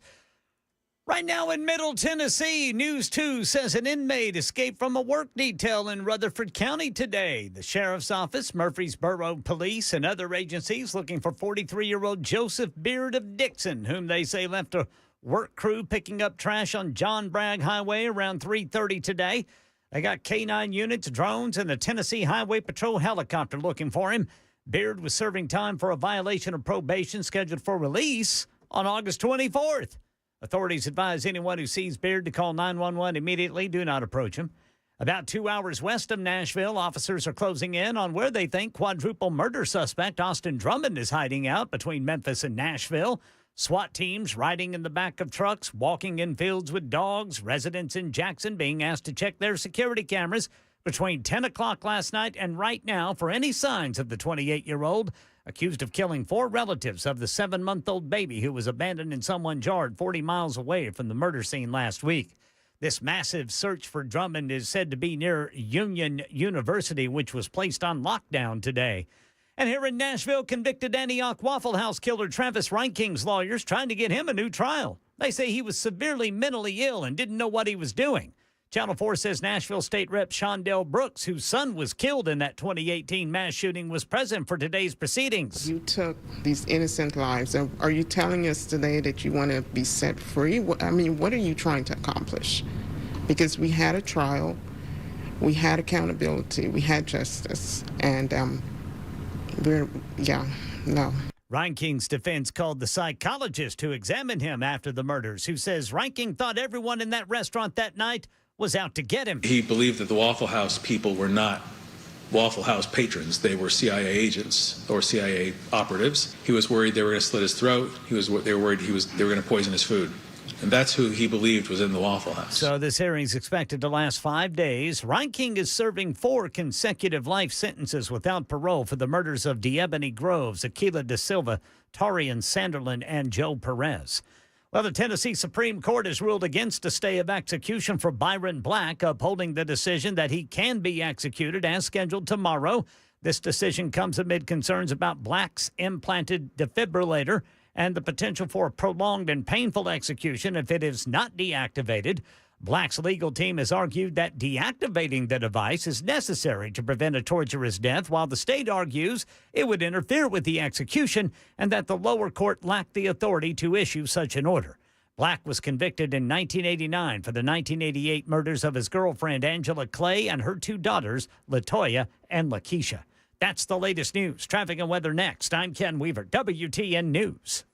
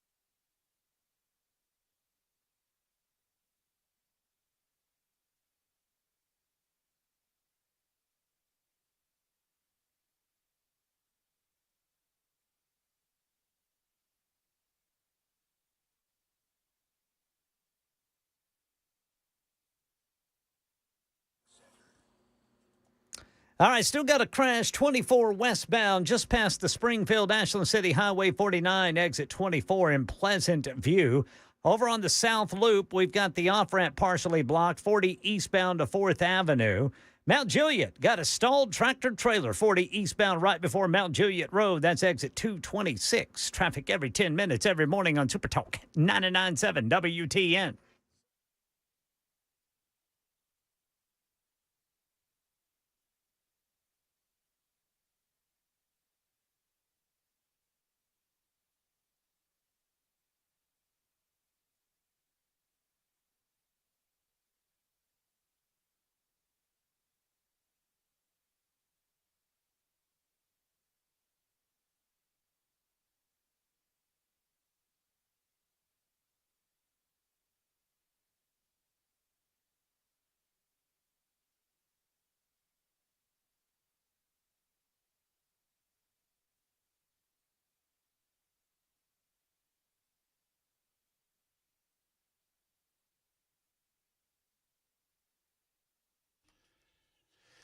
Super Talk 99.7 WTN, Matt Murphy and you. What's going on, friends? Are you just getting off the job, jumping in your car, turning on your radio? What's happening? How you doing? Hope everything's going well. I'm doing good. Thank you for asking. There's Jackson Williams. He's behind the glass. He's doing okay, I think. Jackson, you all right? I'm good, buddy. What's up? You good? So we're already halfway to the finish line for this month. Halfway home. Oh, man, oh, man. What's going on in there, Ken Weaver? Man, I'm busy. I am busy. Busier than a one-legged man in a you-know-what kind of kicking contest. A booty kicking contest. Yes, sir. Busier than we got lots going on, man. Are you nervous? My grandpa used to say I'm as nervous as he looks as nervous as a long-tailed cat in a room full of rocking chairs. That's pretty nervous. That make you pretty nervous. You're busy, though. Man, there's just a lot going on. I mean, right now, Channel 4 is reporting a massive police presence and SWAT presence in Jackson that could be related to that quadruple murder suspect. Ooh. It's centered near Union University, which had to go on lockdown today. Channel 4 is reporting, social media images coming from there, pictures of SWAT riding in the back of trucks, SWAT members out there with canines. So that's going on. Then over here in Rutherford County, got an inmate who just walked off the work detail today there in Reedyville. What? 43-year-old Joseph Beard of Dixon escaped from a work detail about 3:30 today. Come on, Joseph. He's just on lunch break. Come on, Joseph. What do you think's going to happen, Joseph? Maybe he makes it to Chili's, gets a triple dipper. Joe, hey, maybe before he goes back in and gets to ride the Dente. Yeah, maybe he Come gets on, you don't know that? No. Ride the Dente? That's a big Chili's promotion. They want you to ride the Dente. And then maybe he goes to Applebee's, gets himself a couple Dollaritas. Oh, sure. Just has a good time. Joseph's day off. Well, you know what? I would almost support that for old Joey. Well, I hope he's at a restaurant. He was scheduled to get out on the 24th. Sometimes. It must be pretty bad over there in that Rutherford County jail. Hey, he decided he's getting out today. Yeah. Was that today that happened? That's today. He just walked off. Just walked off. What was his? Do we know what his work detail was, Ken? They were picking up trash over there by John Bragg Highway, something like that. Maybe he went to Toots in Murfreesboro. Good food and fun. You remember those commercials? I'd like to give. Yes, I do. Oh, I don't remember those. I know Toots though. I've never eaten at Toots. Maybe Joseph's there. Maybe he could call in and report from Toots. I would love it. Give us a compare and contrast. Prison food versus Toots. I don't know. That's going to be a close race. Which is better? See, I would have encouraged him to go over there at that, what was that drive-in I told you I was at? The Snow White? That's good eating over there, the Snow White drive-in in Murfreesboro. Ooh, I'm going to have to try that. Oh, it's good. Good stuff. So let me make sure I get this straight. He's picking up trash. Picking up trash there in the 8800 block of John Bragg Highway, which is in Reedyville. Okay, in Reedyville. Yeah, that's just outside of Murfreesboro. Okay. All right, he's in Reedyville, and he's picking up some trash. Yeah.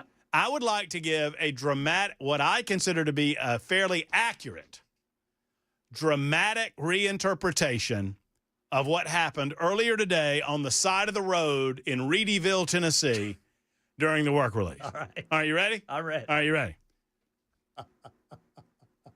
Well, to hell with this. I'm out. Don't you think? Don't you think at some point he's picking up Snickers wrappers? And hopefully that's all he's picking McDonald's bags and, used whatevers. And he's like, to hell with this. I am going to see Mama. I told my buddies I didn't want to go to Murfreesboro, and here I am. Here I am. Good Lord. Yeah, it ain't even hot today. That's the weird thing. And yeah, they got canine and drones out. The Tennessee Highway Patrol helicopter looking for him. Did it say what he did? He was probation violation. Maybe he put in his 2 weeks and got confused. And he thought he could just be done. Maybe it's he's got a beep, beep, beep, beep, beep, beep, beep, beep, beep, beep, beep, beep. Oh, I'm out. Maybe he's unhappy with the pay. I told him I needed another sack, and they never brought me another sack, and so I'm out. Maybe he's at the Dollar General buying more grocery or garbage bags. I just went to the DG Lounge to get some more trash bags, y'all. We needed some hefties. And what? I picked up a little hooch along the way, but who's to say? Some hooch. I mean, hooch. He was on probation, Ken? He was on, he was in jail for violation of probation. Huh. What was he on probation for? It does not say. That's a good question. Does not say. But I can look him up. But wait, so he violated probation. Yeah, he was serving time for violation of probation, and he was going to be released on August 24th. 20 days, less than 3 weeks. Yeah. He's going to be out of jail before Murphy is out of this sling. And he decides, to hell with this. Not now. I'm out. They're going to catch him. Unless he's, I don't know, unless somebody was waiting out there for him and picked him up. If y'all don't watch that too, this is it. This makes me laugh. This makes me laugh. This is just, y'all wait. Y'all just bear with me if you're listening on radio. This is a TV. Y'all you ready? Screw this. He just said to hell with it. I mean, what are you thinking? What do you think is about to happen to you? You don't just get to leave. That's not the way any of this works. I picture him running and grabbing the walking boss's rifle so he can shoot a turtle for dinner. No, he just grabbed the nearest brick and he's looking for a woodpecker. Shaking it up here, boss. Shaking it up here, boss. Shaking it up here, boss. Come on, boys. Time to go eat them beans. Oh, my goodness. See, that's a reference. See, that's one of the movies that we talked about at the beginning of the show. Brother Jackson's got to watch that Jackson, movie. That's one of the movies that I would have you watch. I don't believe that you can complete yourself as a young man without watching. I don't even know if I'd pick good movies. I would pick something that would just confuse you. You would pick trash is what you would pick. That's something fine. with like Doja Cat in it or something. That's fine. I would suffer through it, and you would suffer your butt through Cool Hand Luke, and you'd be better off for it. Do you know who Doja Cat is? What would she be wearing? Doja Cat? Yes. What would she, no, Ken, you're asking what would she be wearing? Yes. Doja Cat or Doja Cat or Lucille? No. Anything that looks that good has got to be named Lucille. Look at that. Look at that dress. Hanging in there with just one little safety pin. Come on, safety pin. God, that's a good movie. Back to your question. I have no idea what Doja Cat is. No clue. She is a person. Oh, Doja Cat's a human. Yes. Doja Cat. Ken, do you know what Doja Cat is? I do. She is a singer. And how did Ken Weaver get cooler than me? Well, my daughter. Okay. She likes Doja Cat. My son likes Doja Cat. Brother Jackson's my daughter's age. So that makes sense. See, it didn't bother me. I'm going to tell y'all something. This is a Murphy's Maxim. Murphy's Maxim 147. You ready? Oh, Lord. It did not bother me when I realized that I was no longer cool. Yeah. Yeah. It did bother me when I realized I never was. That's me, man. Thank you. It's true, man. Because I used to think I was so damn cool. I used to think I was so good, so slick, and had everybody. And then you look back on it, you're like, good Lord.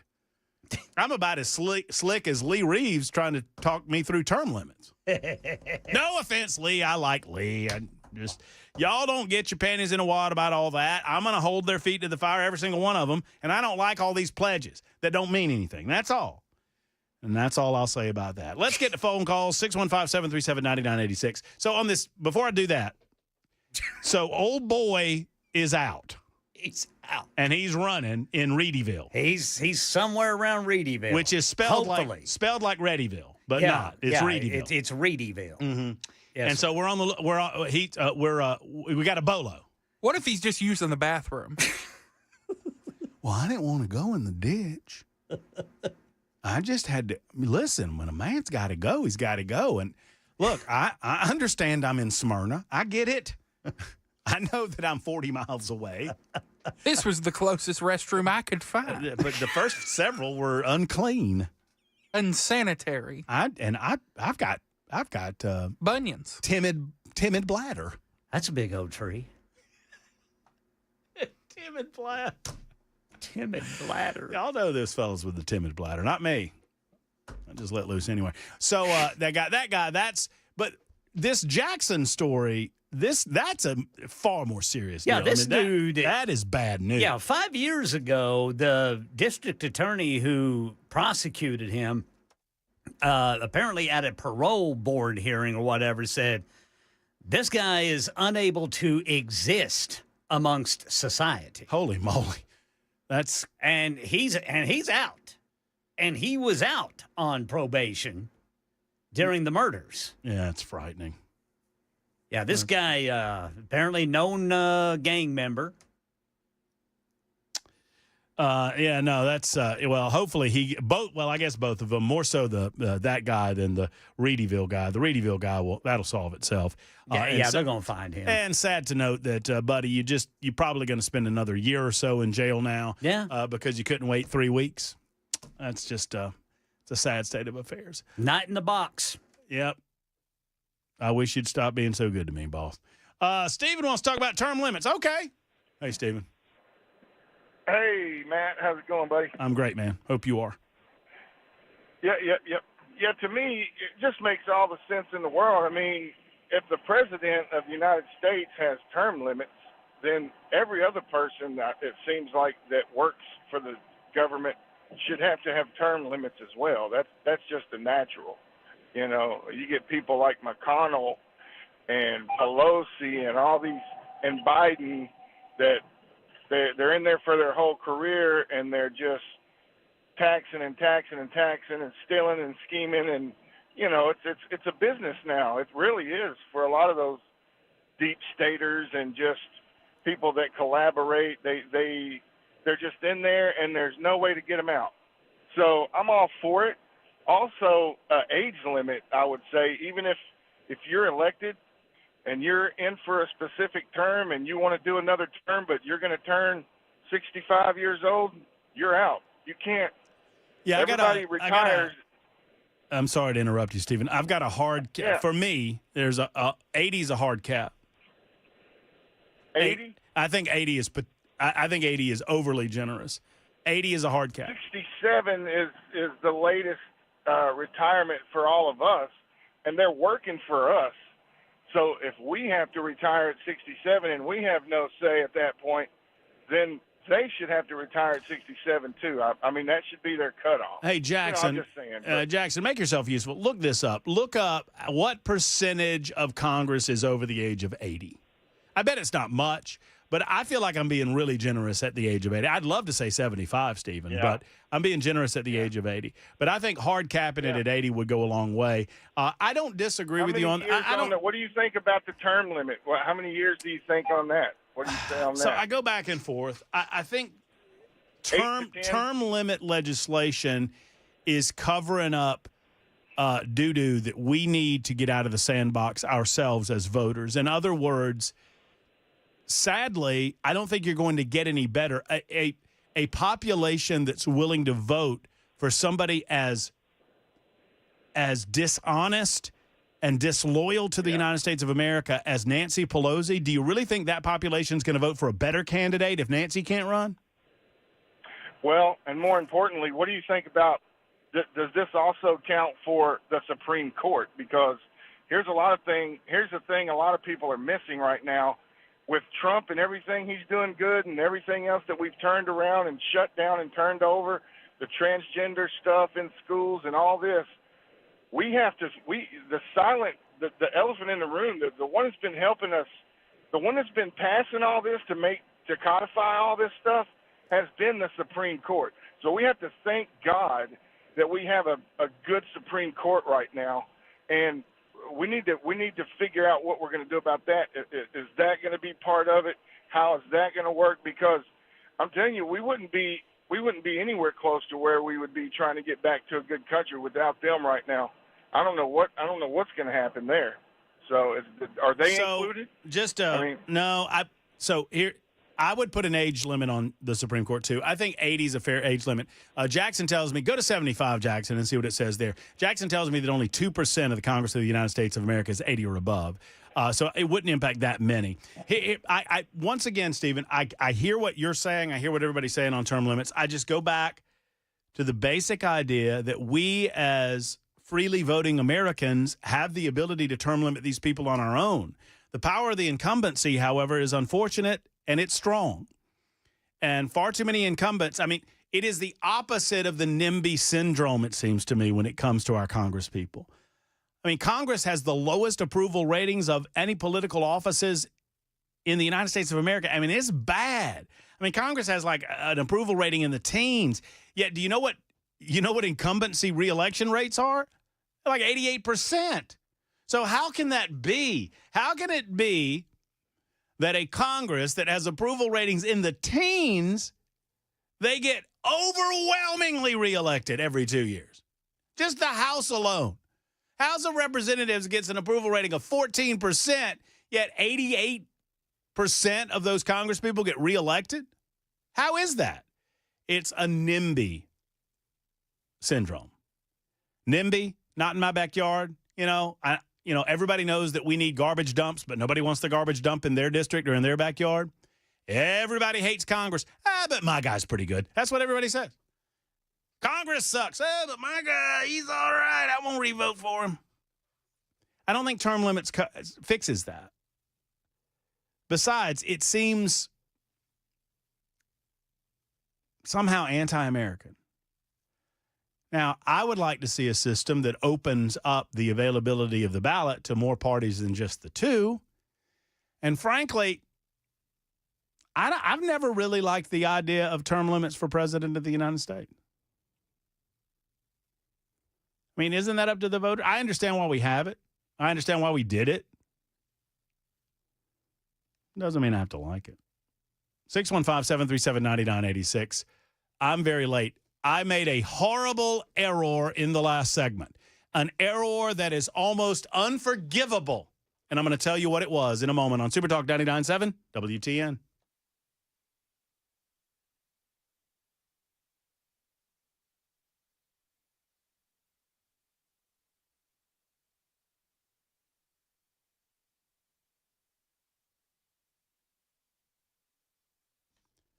Hello, friends. Matt Murphy for Dickens Turf and Landscape Supply with locations in Nashville, Bellevue, Murfreesboro, Brentwood, Mower, Hendersonville, Mount Juliet, and Franklin. That's a lot of locations. Dickens Turf and Landscape Supply is your local source for fertilizer, weed control, insecticide, and lawn equipment.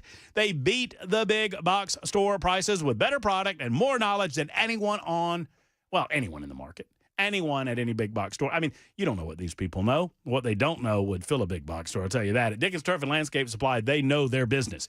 August is a great time to clean up the weeds in your lawn and get ready for fall overseeding. Stop in to any of those 7 locations that I just mentioned and talk to a turf expert and see what's right for your yard. If you're tired of pests like fleas, ticks, ants, and mosquitoes, you don't have to worry about them. They can talk to you about that as well at Dickens. If you're a seasoned pro or a homeowner seeking advice, they're your one-stop shop for all things parts, products, and supplies. Go where the pros go. Dickens Turf and Landscape Supply. If you're looking for quality parts, products, and the best advice around, Dickens Turf and Landscape Supply. Once again, online at DickensSupply.com. That's DickensSupply.com, or stop in to their 7 convenient Middle Tennessee locations.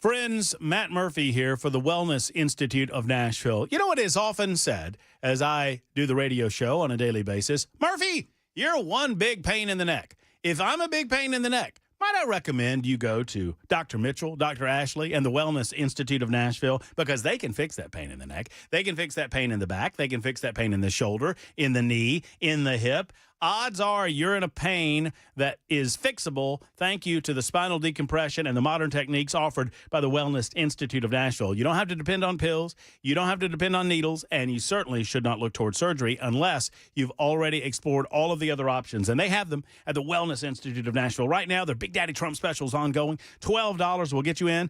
First examination, x-rays if needed, diagnosis, and your first treatment for $12. You can't beat it. Go to painisbad.com. That's painisbad.com, or 615-246-5009. 246-5009 for the Wellness Institute of Nashville.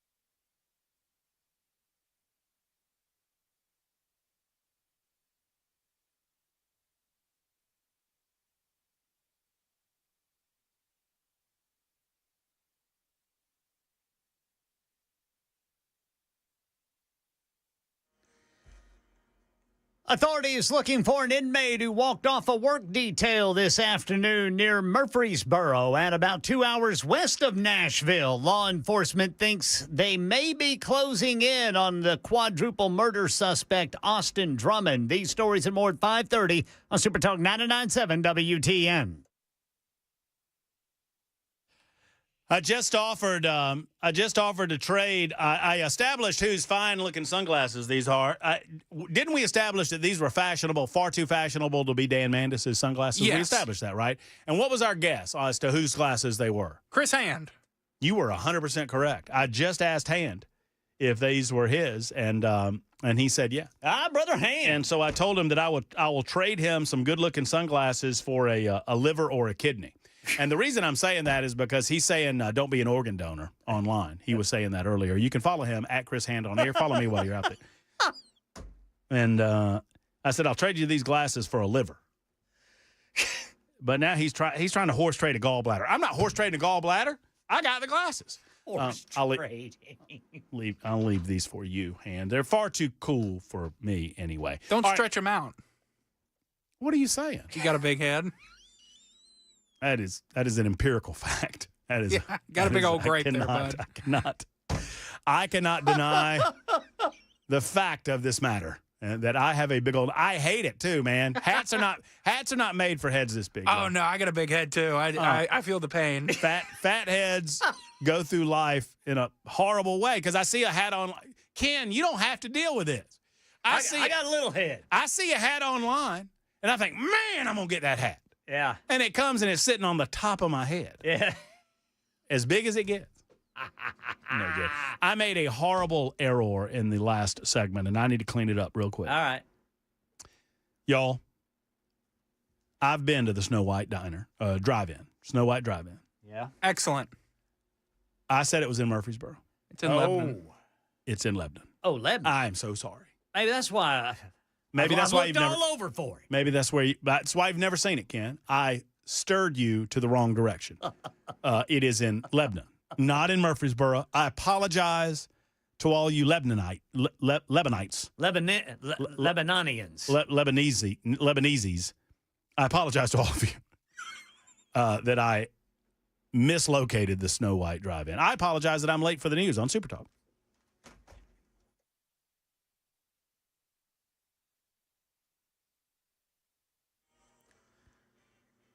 I'm Ken Weaver with your top stories. Got the full forecast and traffic coming up in 5 minutes. Right now in Middle Tennessee, Rutherford County deputies, Murfreesboro police, canine officers, drones, and even the Highway Patrol helicopter looking for an inmate who walked off a work detail this afternoon. Sheriff's Department says 43-year-old Joseph Beard of Dixon was picking up trash along John Bragg Highway in Reedyville when authorities say he walked away around 3:30. He was serving time for violation of probation and supposed to be released August 24th. About 2 hours west of Nashville, Channel 4 says officers are closing in on where they think quadruple murder suspect Austin Drummond is hiding out in Jackson. SWAT teams seen riding on the back of trucks, walking in fields with dogs near Union University, which was placed on lockdown today. Residents in Jackson being asked to check their security cameras between 10 o'clock last night and right now for any signs of the 28-year-old Drummond accused of killing 4 relatives of the 7-month-old baby who was abandoned in someone's yard 40 miles away from the murder scene last week. And here in Nashville, a hearing's underway for the man convicted of the 2018 Antioch Waffle House murders. Travis Reinking's lawyers trying to get a new trial, says Channel 4's Jordan James. He was also found guilty on several counts. Despite that, his defense team argued that he's schizophrenia and was not in the proper frame of mind at the time of that mass shooting. The first witness they called was a psychologist who conducted an examination on him. He believed that the Waffle House people were not Waffle House patrons. They were CIA agents or CIA operatives. He was worried they were going to slit his throat. They were worried they were going to poison his food. And that's who he believed was in the Waffle House. Now this hearing is slated to last at least 5 days. We'll be here every day and be sure to keep you updated. Travis Reinking was convicted of the murders and sentenced to life in prison without parole. That's the latest news. Traffic and weather next. I'm Ken Weaver, WTN News.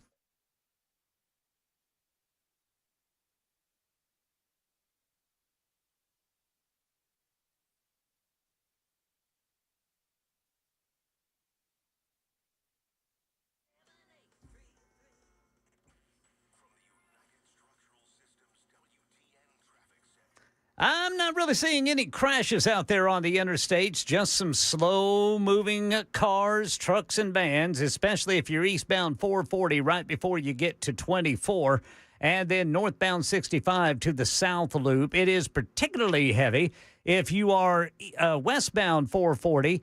They're at the 40 junction where you can either go west on 40 or go north on 65 up to the 24 interchange north of downtown. Traffic every 10 minutes every morning on Super Talk 99.7 WTN.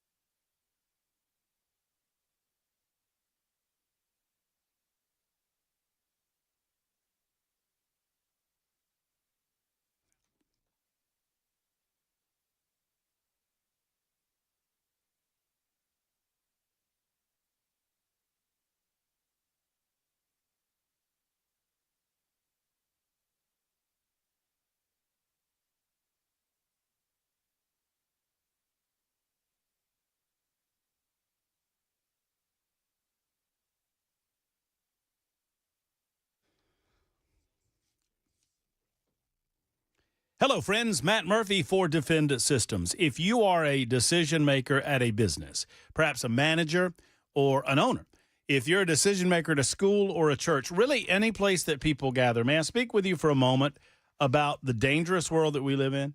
Defend Systems is a life safety and security consultation firm based right here in Middle Tennessee. They specialize in physical security, consultation, and active violence mitigation. That's a fancy way of saying they make your business safer. They make your schools safer. They make your church safer by making you aware of exactly what you should do in the unlikely event that you find yourself in a negative situation, like a workplace violence situation. An emergency plan needs to be implemented. An intruder is in your business. Rapid response medical training is available for you at Defend Systems. It's all there for you. All you need to do is call the number that so many others have called and schedule an appointment with Brink and his team. 615-236-6484, 236-6484, or online at defendsystems.com. Friends, hope is not a plan. It is time to get trained. And get trained in this dangerous world with Defend Systems.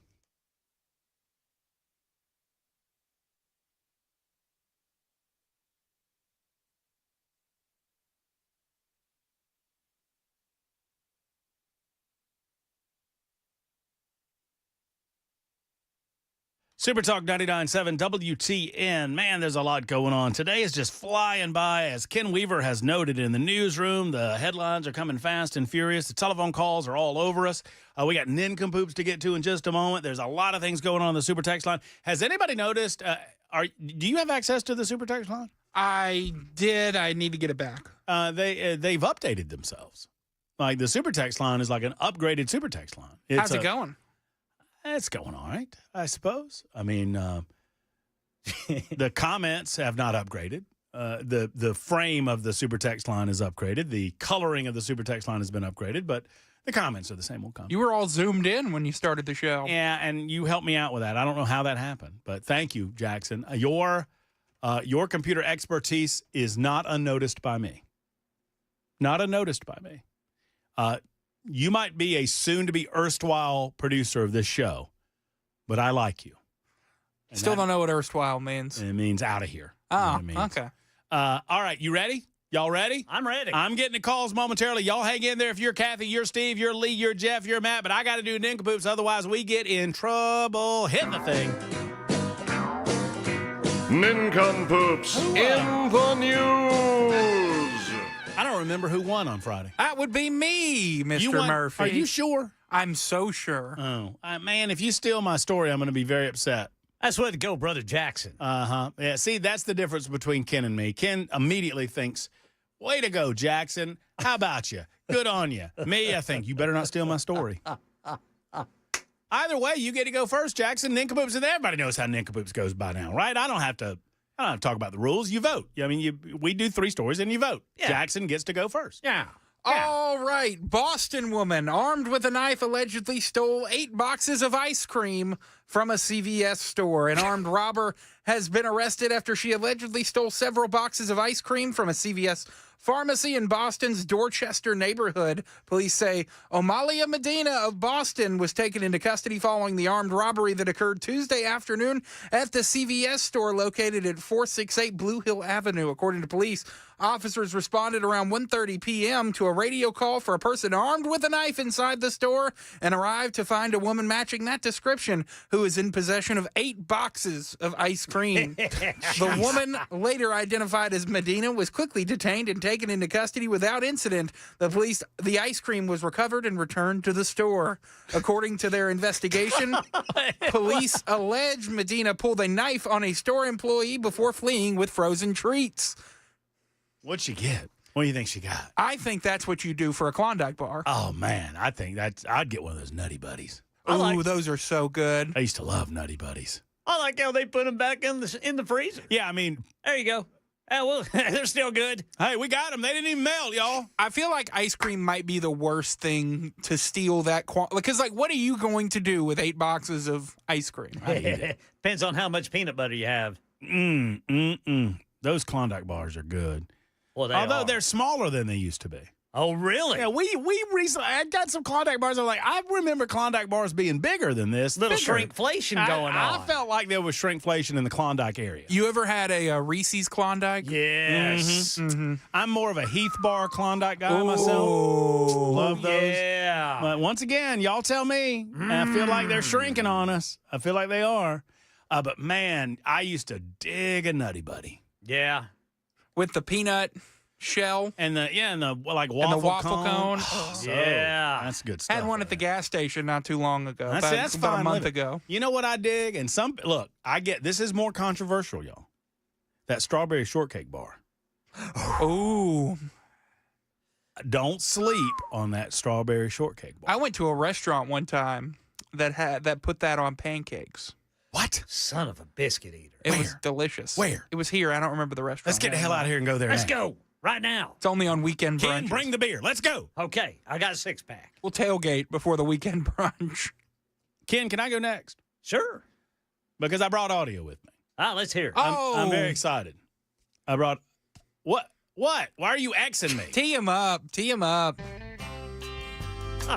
I brought audio with me. Allow me to present to you a story about good old Tristan James Walker.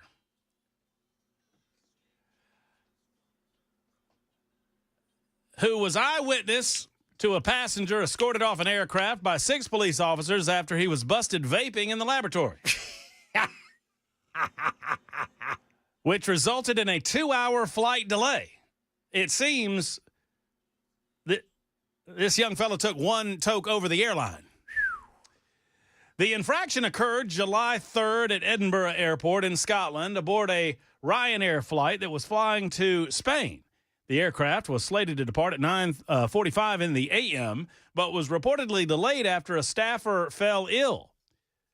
According to local reports at the time, the passenger's dreams of a smooth flight subsequently went up in smoke after the butt-huffing hellion decided to have an impromptu vape break in the bathroom. Walker said that the laboratory smoke detector went off, reportedly triggered by the bozo who was puffing away on his e-cigarette that he claimed had his medical marijuana inside. It's for medical purposes. I got glaucoma. Shortly thereafter, a sexlet of authorities boarded the airplane and escorted the vaping enthusiast off the aircraft. A what? A sexlet. That's 6 of them. That'd be 6 officers. 6 police officers boarded the plane, escorted the vaping enthusiast off of the aircraft and into a van on the tarmac. Despite being forcibly deplaned, the young passenger reportedly disembarked without a fuss. All told, the incident pushed the flight back 2 hours. He did not resist arrest, and that just goes to show you. I mean, if he'd have been drunk, he'd have fought every one of those officers. He'd probably taken his pants off. But he was token, brother. And he's like, that's cool. I don't need to fly anywhere anyway. I'm already flying. One toke over the line. There you go. Yes, sir. That's my nincompoop. That's a good one. That's a good one. All right, boys. This one's out of a place called Solomons, Maryland. Happened on July 9th. Naked and unafraid. Woman tosses chairs, bites deputy in bare-bottom bar meltdown. An evening at a Solomons Island waterfront restaurant ended in chaos, police intervention, and an arrest for a woman who allegedly stripped in public, urinated on herself, and assaulted emergency personnel attempting to help.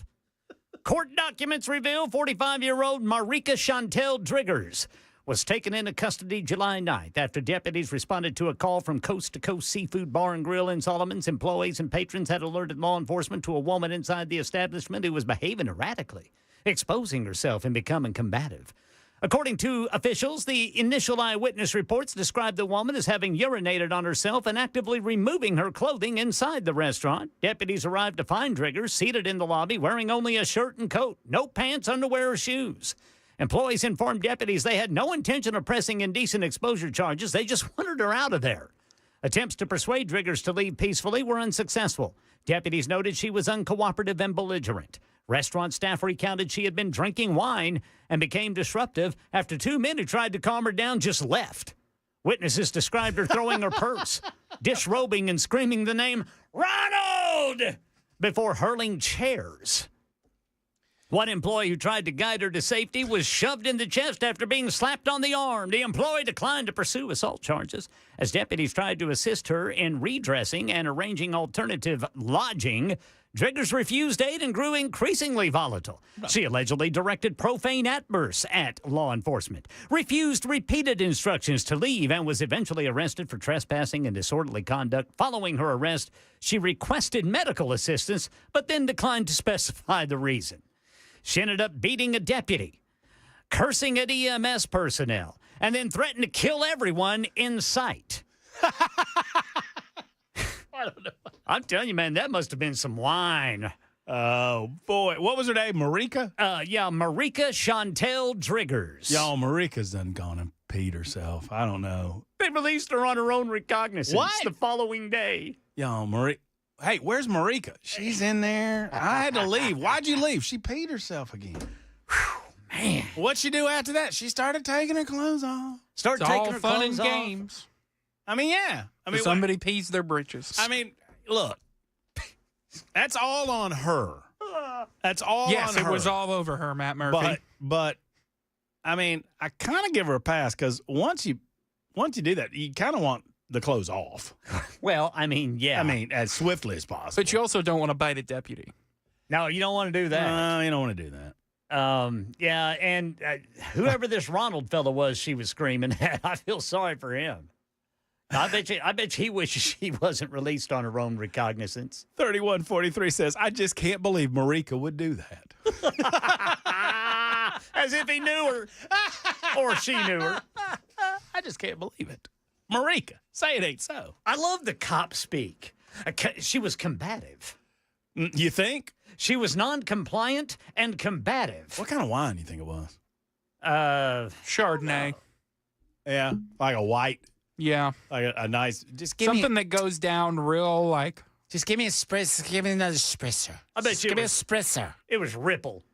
I just want to give me one of those Dangrias.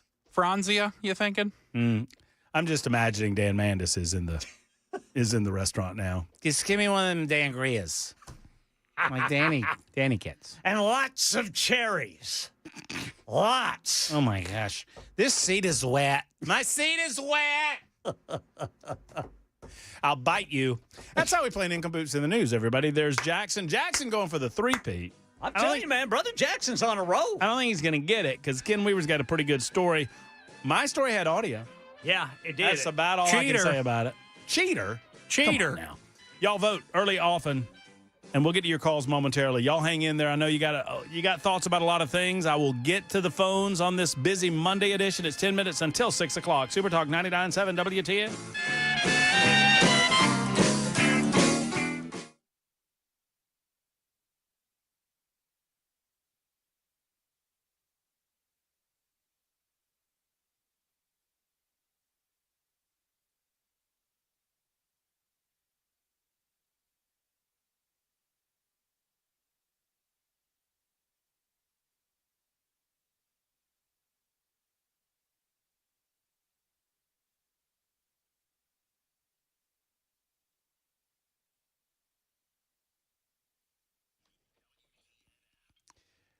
I mean, I understand it's been a little cooler over the last several days, but it's still hot outside. And ladies and germs, if the AC goes out, what do you do?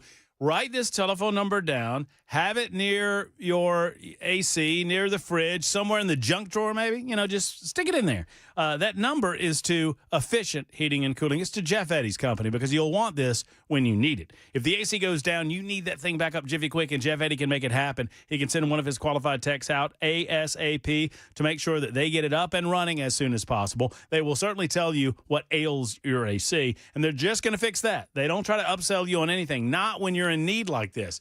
Now, if the time comes, and every AC has its own life cycle. And if yours is done, they can get you into a product by Rheem, and they can find the right product for you. They're an Elite Pro partner with Rheem, or they can find the one that's right for you and your family. Go to efficienthvac.net, efficienthvac.net, or call 615-784-4424, 615-784-4424 for our friends at Efficient.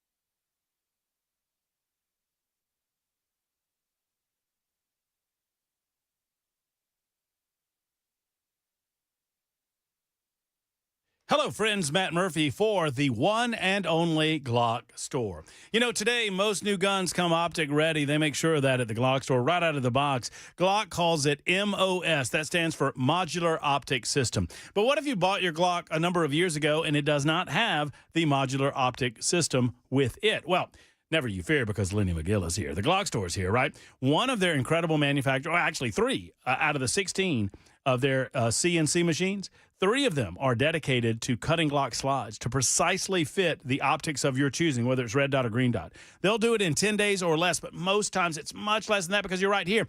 They can do it all over the country or right here at home. And if you're at home, you bring it in, and they're going to get to you jiffy quick. Unlike the optic-ready Glocks, which rely on adapter plates to fit a variety of optics, yours will sit lower because it's custom-fitted, and it'll be more secure, more accurate. The Glock store has cut over 20,000 of these, and then cut yours. And if you've never shot a Glock with an optic, don't worry about that, because for only $6.99, you get a 10-round sample pack. You can shoot a Glock with a Holosun or a Vortec optic, the 2 most popular brands, and you can see the difference. Trust me. I've done this, would not go back to a standard site. I love the optics provided by the Glock store. Minutes away from the airport, worth the drive from anywhere, just off of Airlane, or on Airlane Drive, just off of Elm Hill Pike. Tell them Matt Murphy sent you to the one and only Glock store.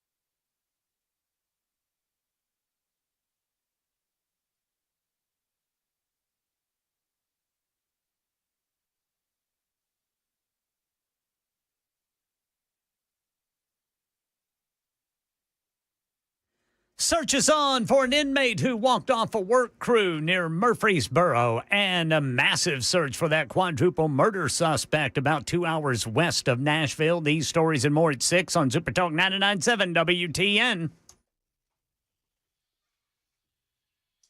All right, thank you so much for your time. Let's get back to the phones. I promised we'd get to them. I've got some updates on the Ninkapoops results. Kathy is next up. Kathy, thank you for your call. Thank you for your patience. How are you? I'm good, Matt. How are you? Wonderful. I have a question. It's related to the Democrats in Texas. Okay. What would you say is the purpose of requiring a quorum? It's to make sure that a minority of the members do. I think it's ultimately to guarantee that the people are represented in the legislative body. The overall population. Yeah. Wouldn't you say it's to make sure that, a group of legislators don't get together, without telling the others about it and have a vote and saying, okay, yeah, we voted on this and it's happened? 100%. Yes, that's exactly right. Right. Okay. So if the Democrats knew this vote was happening, they knew when it was going to happen, they knew what they were supposed to be voting on, and they chose to leave the state instead of going there and representing their people and casting their vote, wouldn't you say that the spirit of the quorum has been met? Yes. Yes, and I understand that apparently Texas has had this issue before. They did this a few years ago. Yeah, I remember it. And I would have thought that they would have repaired this, and it seems to me that there's an ability. Kathy, I'm not hanging up on you because you held for so long. I'm going to put you on hold. Jeff and Matt, you too. We'll get to you in the 6 o'clock hour. I would have hoped they would have repaired this with a provision within the quorum that if members are aware and voluntarily leave the state, aware of the vote, then they don't count against the quorum. I don't understand why we couldn't do that. if the minority chooses not to participate, then the majority should not be held up in doing the people's business as a result. Today, 85-6 vote to arrest more than 50 Democrats after Governor Greg Abbott threatened to remove politicians who did not return by the end of the day. Lawmakers may be committing a felony by fundraising to pay the fines incurred for vacating their posts. More coming up on this right after the news.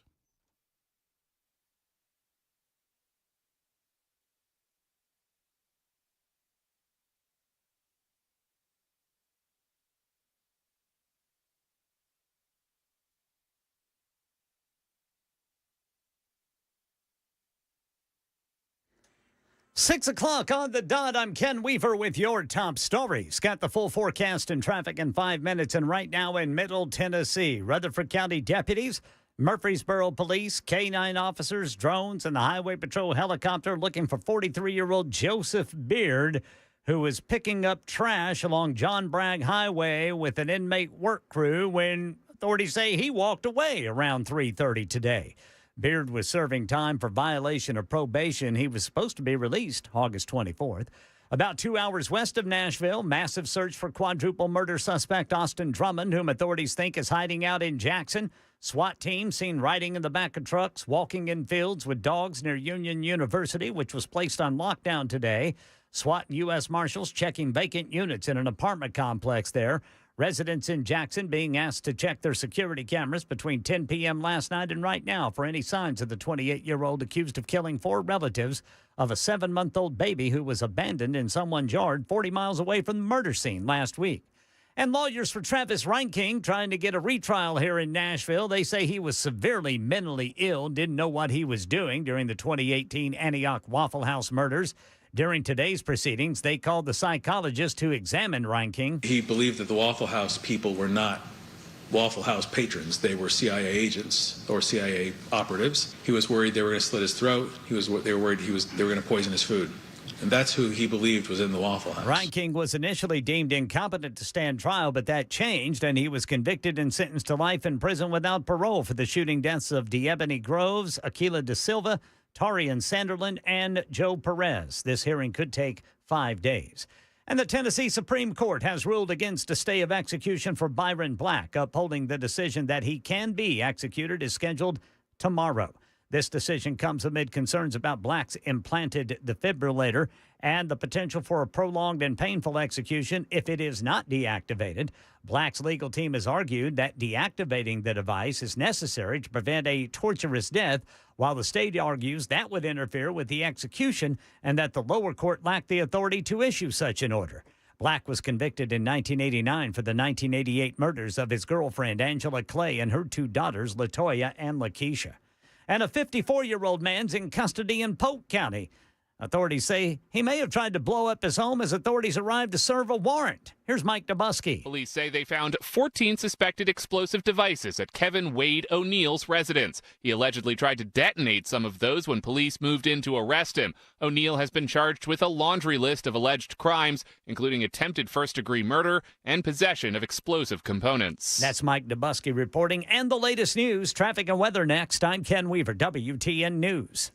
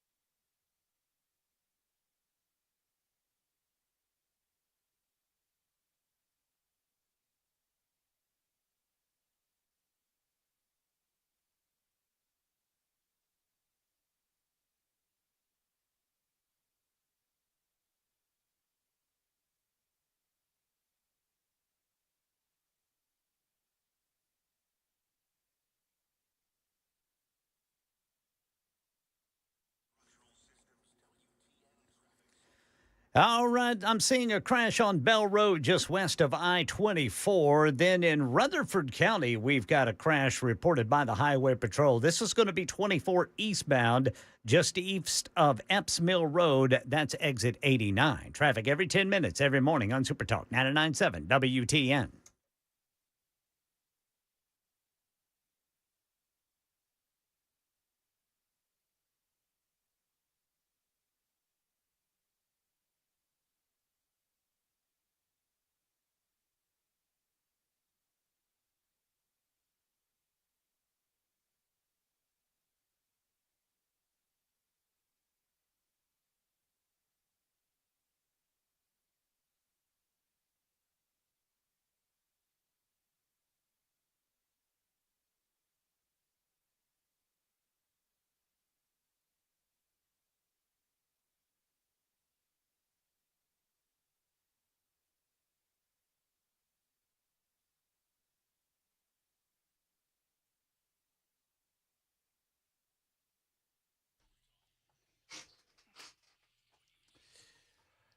Super Talk 99.7 WTN. My name is Matt Murphy. This is the Matt Murphy Radio Show. Until 7 o'clock, we'll hand off to the great one, Mark Levin, at that time. Thank you for being around with us. It's a hot one, but not nearly as hot as it has been in and around the Music City in the last several weeks. Last few days have been downright pleasant, if you ask me. What's the real feels? The real, 1, 2, 5 of these where you sneeze. That's what the real feels are. 5 of these where you sneeze. You never heard that one before either. That's from the Great Sanford and Son, another show that I would demand that you watched. Oh, I was going to guess the Great Depression era when you grew up. Would you? It's not the Great Gatsby. It's Sanford and Son, 1970s. Watch, baby. 5 of these where you sneeze. Elizabeth, I'm coming to join you, honey. No, nothing. Is the big one? Damn it. Boo. So young. So young. Do you know who Lonnie Anderson is, Jackson? Yes. Oh, thank goodness for small favors. Lonnie Anderson passed away over the weekend. R.I.P. Lonnie. She will not be shopping at the Pig anymore. She has passed away at the age of 79 years. Best known for her role as she wasn't Jennifer. Oh, what? I should know this. What was her name on WK? I thought Jennifer was the other one, right? Was she Jennifer? Somebody tell me on the super text line. Lonnie Anderson passed away at the age of 79, best known for her role as the receptionist on WKRP in Cincinnati, but also known for several other roles, including the role of Burt Reynolds' wife. She was his wife and was the love. He was the love of her life until he left her. Boob. Burt. Just not a good move. But, I mean, Burt divorced her, sadly. She has passed away at the age of 79. Was she oh, yeah, she was Jennifer. Bailey Quarters was the other. Thank you so much, TB, and everybody else that's throwing it out there. I was correct. Lonnie Anderson. No. Lonnie Anderson does not start another dies in threes. They're coming in 5s and 8s and 12s and 14s nowadays. If you have to do sets of threes, that just goes against the whole concept of they die in threes. They don't really die in threes. That is a nonsensical superstition that we will squash right here on the Matt Murphy Show on Super Talk 99.7 WTN. Speaking of squashing things, streaks have been squashed today. Came in second, didn't I? You did. To Brother Weaver. It was a close second, too. The only way I was closing in on second place was my musical selection. I knew that my story needed a little something extra, but it did not get me the victory nor second place. Kenneth Weaver is the big winner. Ninkapoops in the news. Congratulations, Mr. Ken Weaver. What a fine story on your part. Thanks, everybody. Young Jackson in second place. Ken, your favorite non-WKRP Lonnie Anderson role, if you have one? I do not. Because that's the only role I ever knew she did. Stroke or Ace.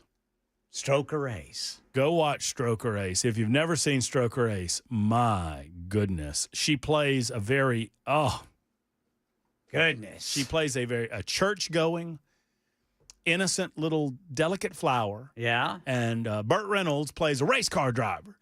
And she is the assistant to, what was his name? Ned Beatty played this old disgusting he owned chicken restaurants, and he wanted Stroker to advertise on Stroker's car, and he did, and he made Stroker he painted his car to look like a plucked chicken, and he made Stroker Ace. Stroker Ace was the name of the race car driver that Burt Reynolds played, and he made him drive a race in a chicken outfit. All right, I'll check that out, man. Oh no, it is great. But Lonnie Anderson played fastest chicken in the South, is what it said on the back of his car. Oh, man, you'd love it. Ken, Jim Neighbors was in it. Oh, that's right up my alley. Oh, it was so good. But anyway, Lonnie Anderson played the very innocent assistant to Ned Beatty, and Ned Beatty. Clyde Torkel. Thank you, 9322. Clyde Torkel. Ned Beatty's character was named Clyde Torkel. And he had Lonnie Anderson, and he was always, coming on to her and just being real sleazy and skeevy, and, And anyway, I think she and Burt eventually got together. But Stroker Ace is a fabulous feature film. Now, was that before the Smokey and the Bandits? No, it was after. It was after. It had to be mid. Let me look it up. It had to be mid 1980s. Because see, that may be why I didn't see it, because I remember my dad.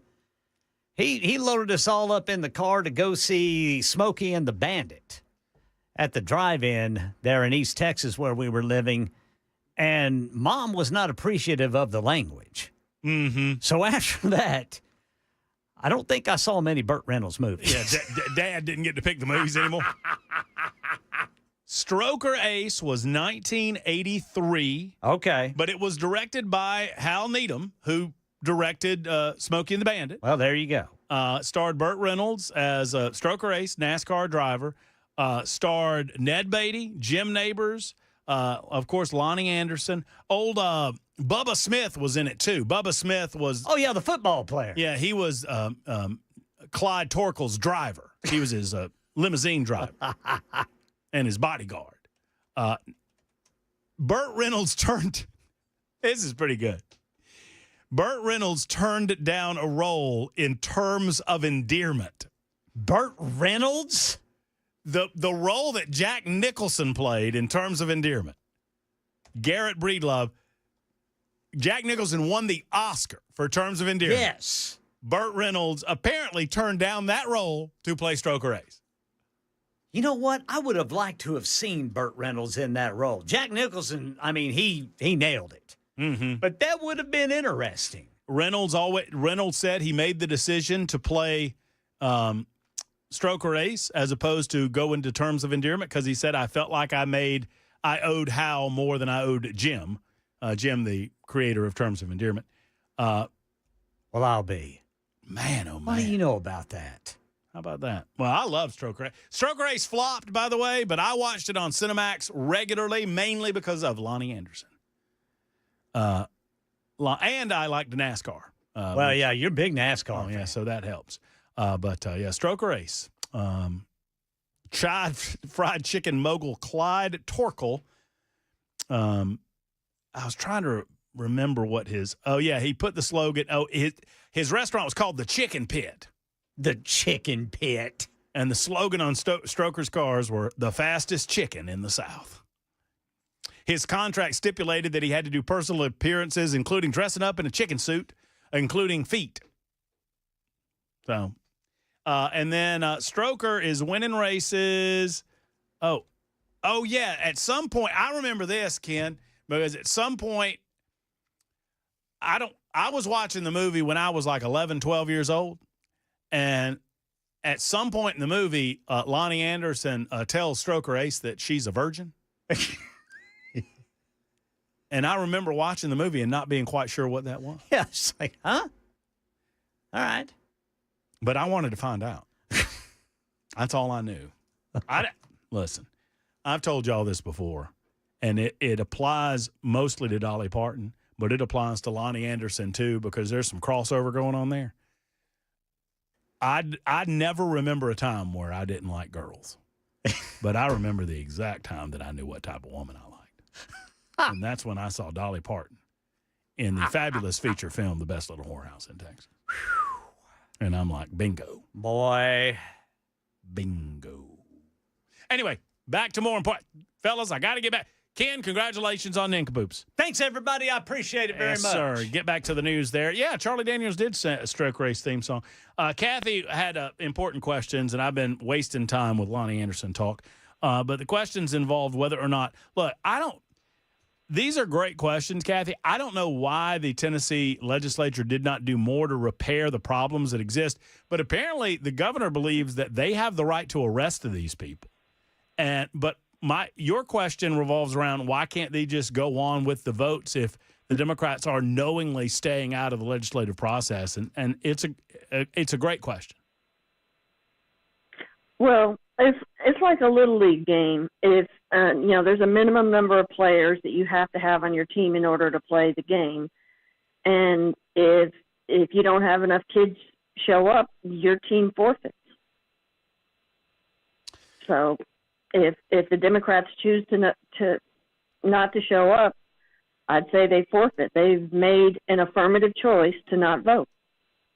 Right. It's not as if, and Kathy, I think it's a great way of putting it, the purpose behind the quorum concept is that, and it's almost an antiquated concept in its nature, and thank you for the call, that, a minority of these folks can't get together and gavel in a session, and there's only 20 of them around, and they pass a bunch of votes, and they say, oh, y'all didn't know about the legislative session that we just had? Oh, yeah, we just had a legislative session. Well, they're exploiting this concept within the law to their own devices. They know they don't have the votes. Why wouldn't they do this with every piece of legislation that comes across the board that they don't like? These Democrats, it occurs to me, they scream and yell about democracy all the time, and they don't seem to believe in it very much. They yell and holler about how much democracy matters to them. Texas Democrats fled to Illinois because they fear gerrymandering.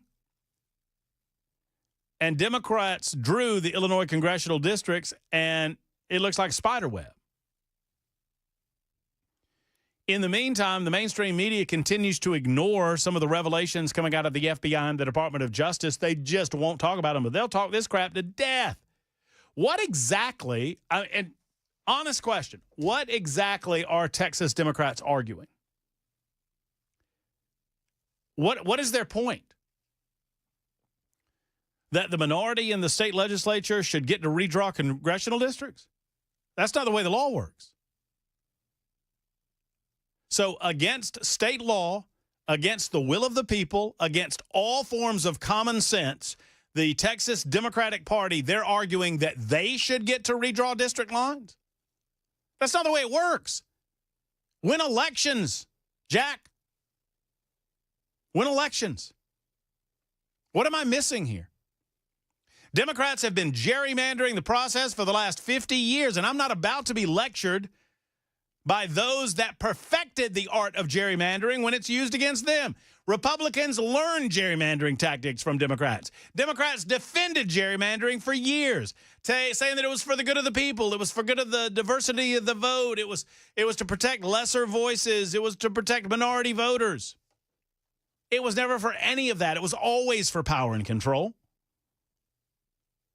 because they don't have winning ideas.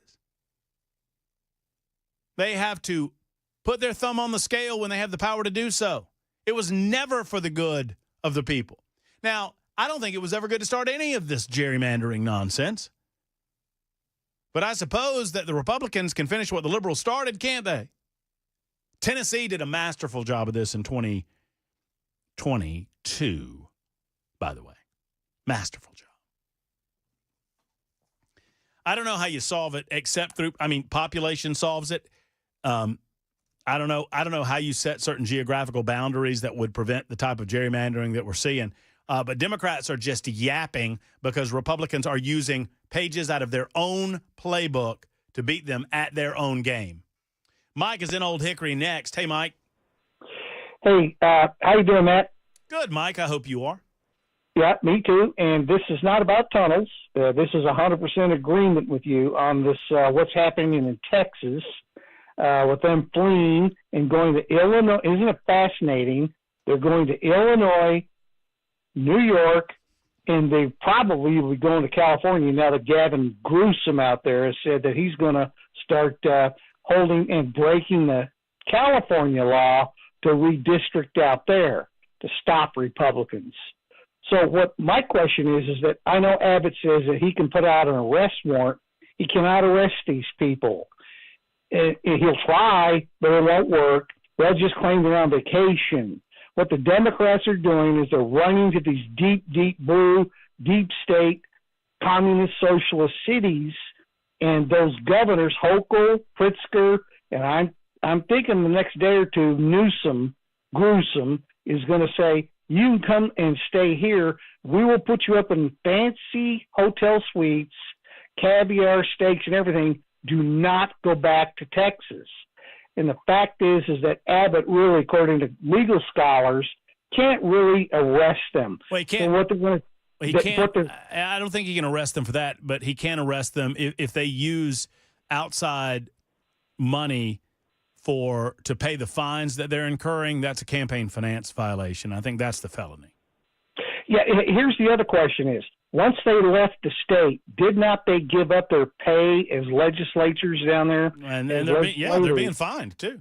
Not good. And I hope then that will just let them stay in New York, let them stay in Chicago, and let them go out to L.A. and be put up. We'll see how long their families last. And then I want to trace the money on that. If these governors, Hochul, Pritzker, and probably Newsom, are going to say, we'll take care of your families, is that illegal? It is illegal. What I know is illegal. It's illegal to pay their fines through raising money through their campaigns. That's illegal. That's a campaign finance violation to pay legal fees. So I don't know what comes of this next remains to be seen, but there needs to be some mechanism in the state of Texas that they go about their business. And the mainstream media is acting like this is some huge deal. It is not a huge deal in as much as it is a matter of law. Let's get back to your calls next on Super Talk 99.7. Matt's got a video game story. I can't wait. Lee and Jeff want to talk about term limits. I can't wait. More Stroker Ace. I mean, if you missed Stroker Ace, listening to Jim Neighbors, she's a virgin. I forgot about that. Somebody reminded me that it was Jim Neighbors that broke the news to Stroker. Super Talk 99.7 WTN.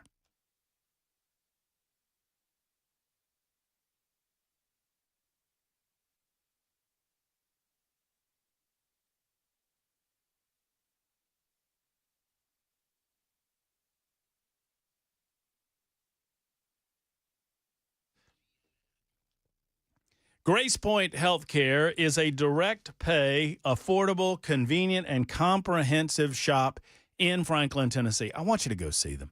The people are so good. The doctors are so good at what they do, and they never let insurance companies get in the way of their relationship with you.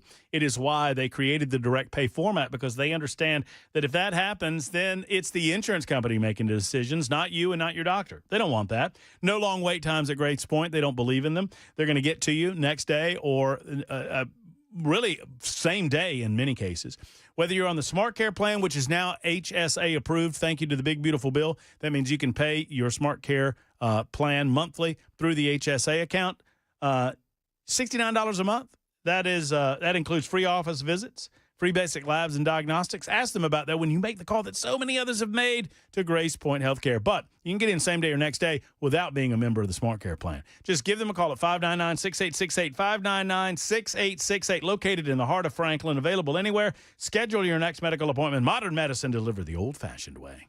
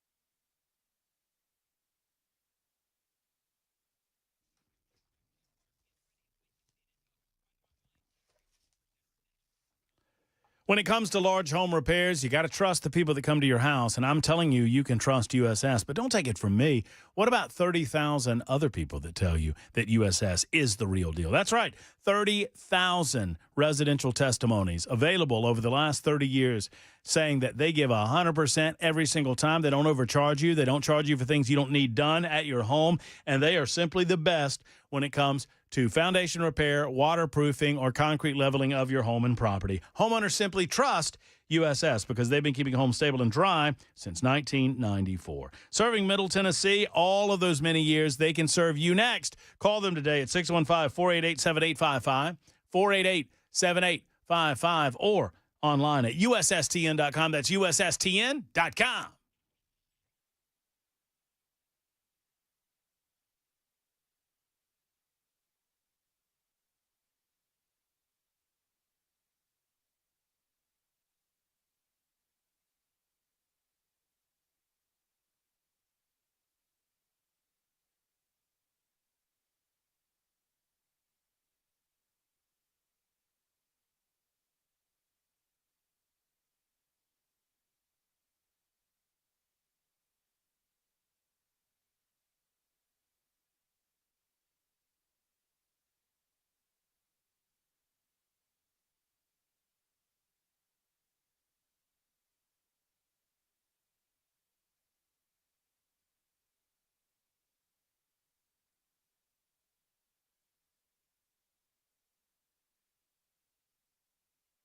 Super Talk 99.7 WTN. TB writes in.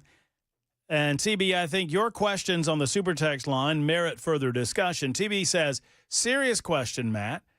What is the legitimate and legal reason for being able to redistrict? How does the law work? Can any party empower redraw district lines? These are great questions. I'm going to answer these questions after the bottom of the hour news because it's important to understand this. It is all about equitable population within congressional districts, and sometimes states lose or gain seats. You have 435 seats total. That's all in. And so based on state populations, you have to redistribute seats occasionally, and in doing so, you have to redraw district lines. I'm going to explain all of this. I'll feed you baby birds coming up in just a moment on Super Talk 99.7 WTN. Also, Matt and Jeff and Lee, I promised I would get to you as well, and I will do so. Plus, we need to make – I don't feel like Jackson, is the weekend just still on you? A little bit. Yeah? What would make you feel better, Jackson? In the last 30 minutes of the show, what would make you feel strong like bull? I don't know. Probably a little caffeine. I'm going to get it while Ken Weaver does the news here. You know, like Ken Weaver do that. You know what? I'll buy you a Diet Dr. Pepper if you want one. I'm good, bud. No? A little coffee. A little, okay. Well, if you trust that, listen, you get into that radio station break room coffee. I'm just glad we've only got 30 more minutes in the show because about the time 7 o'clock hits, it's going to be time for a visit to the old resty room. You know what I'm saying? Maybe that's what you need. Good BM. Maybe I should stop talking and let Ken start talking. It's Super Talk 99.7 WTN.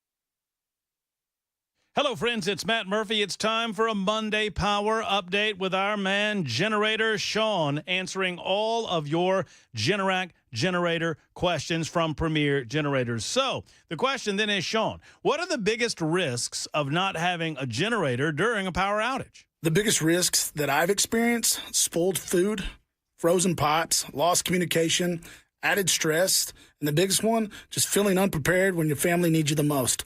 We at Premier believe in helping people avoid that moment. I mean, it's right here in front of you, folks. You know the risks of not having a home generation system from Premier Generators. And did you know right now you can get a 10-year warranty? You need to call today at 855-POWER-IS-ON. Call Sean or one of his team, 855-PWR-ISON, Power's On, 855-797-4766 or online, premiergenerators.com.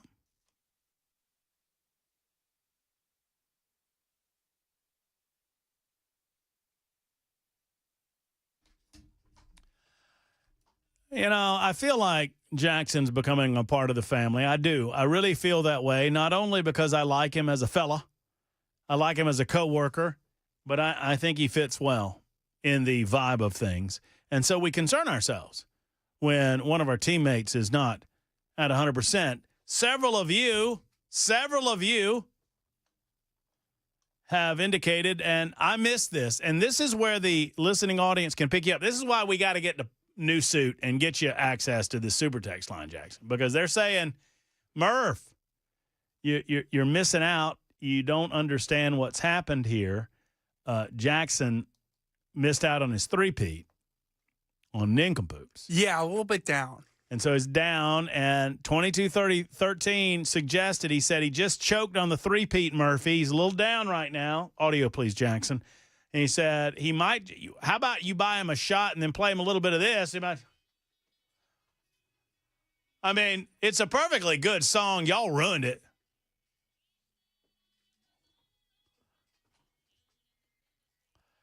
That make you feel better? Much better, Murphy. 25 days, Jackson. How many days till we whoop that Georgia butt? It's going to be a few years of that. I can't hear about that. Everybody now.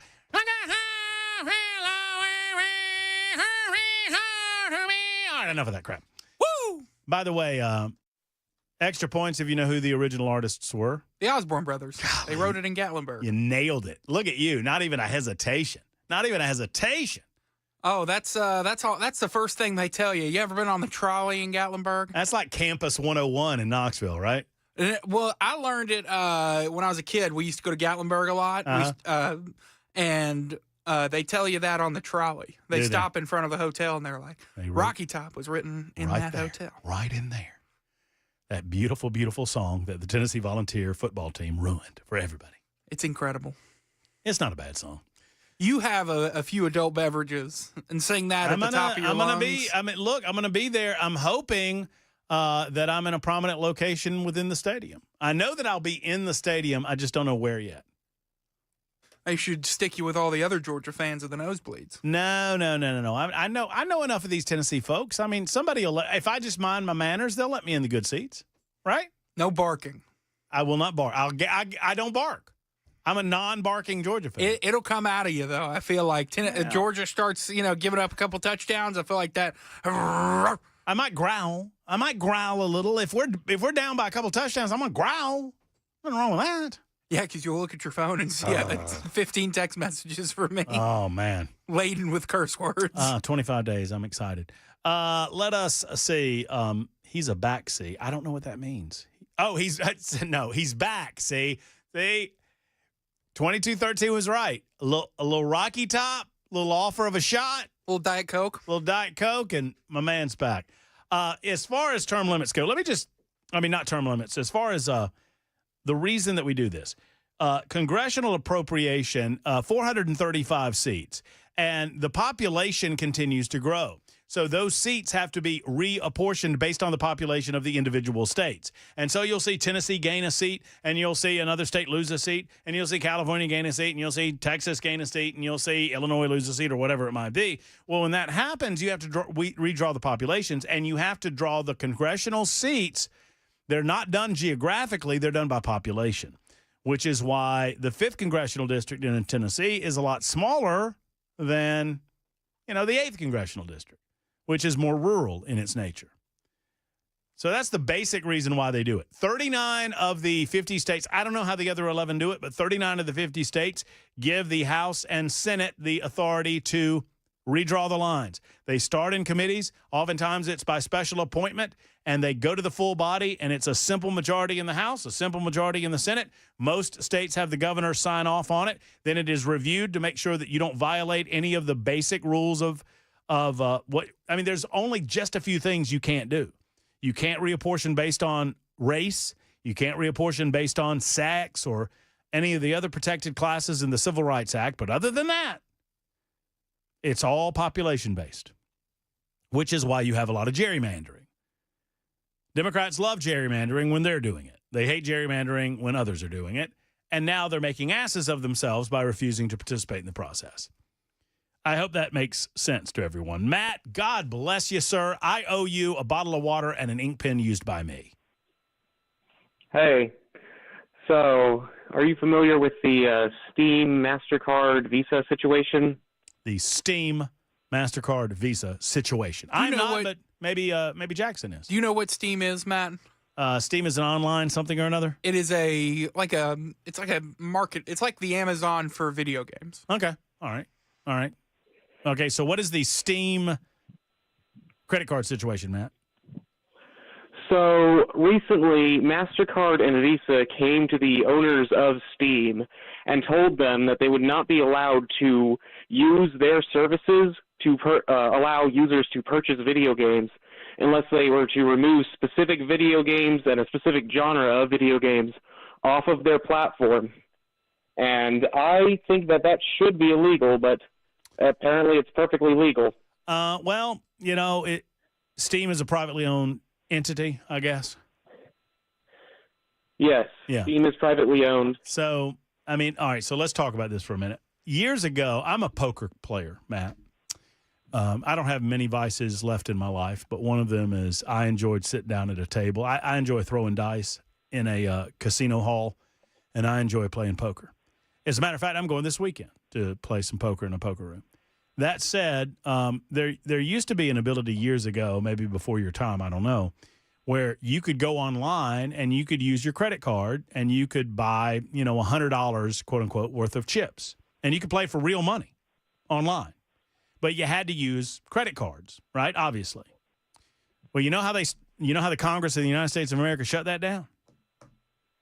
The same way that they're shutting this down. They went to the credit card companies and they demanded that the credit card companies stop servicing the poker online games, which were offshore gaming, is offshore. So as frustrating as that is and as anti-freedom as I consider it to be, it happened. So who pressured the credit card companies? Like the government? It was actually an Australian organization that just hates when women are depicted poorly in anything. But it's our money. We should be able to do with it as we please as long as what we're purchasing isn't illegal. And these credit card companies are saying of their own volition that they don't want us purchasing these things. And so I contacted my representative, Scott Desjardins, about the thing, and he just straight up hasn't responded. And so I wanted to, bring this to the light so that everyone can hear what Visa is doing and what MasterCard is doing, so that we can pressure Congress into passing something that will stop them from stopping us from using our own money on these sort of things. So Steam is not shutting down the use of the credit cards. They're removing these certain games from the platform. Yes, they have to. Otherwise, they just won't be able to get any money because the credit cards won't let them. Well, I mean, it doesn't feel like government's Steam doesn't want to take these games off. They are being forced to by the credit card companies. Well, I mean, their hand is being forced, right? Because it doesn't feel here, and I'm trying to take this as seriously as it matters to you, Matt. But let's just work through this. So, there's free market forces at play here that the credit card companies feel like there will be more damage to their credit card brand by allowing these not safe for work, or I don't know how inappropriate some of these games get, but apparently the credit card companies feel like it is enough damage to their brand that if Steam's not willing to remove these certain games from their platform, they're not telling Steam that they can't keep doing what they're doing. They're just saying, well, you can't use Visa or MasterCard or other credit card companies as a form of payment. And they're within their right to do that too. That company can set rules and guidelines as to how their payments are processed as well. So, well, if it's made illegal for them to do this, then it's a win-win, because if their hand is forced to allow us to buy games off of Steam, then it doesn't look bad for their brand because they can't do anything about it. What it looks to me as it's an opportunity for another type of online payment forum to step forward and say, okay, well, Visa and MasterCard has said that they will not pay for these types of games. We're willing to facilitate payment, whether it's through Venmo or PayPal. I don't know how any of this would work, but I'm just throwing out some names that come to mind, like PayPal or Venmo or whatever.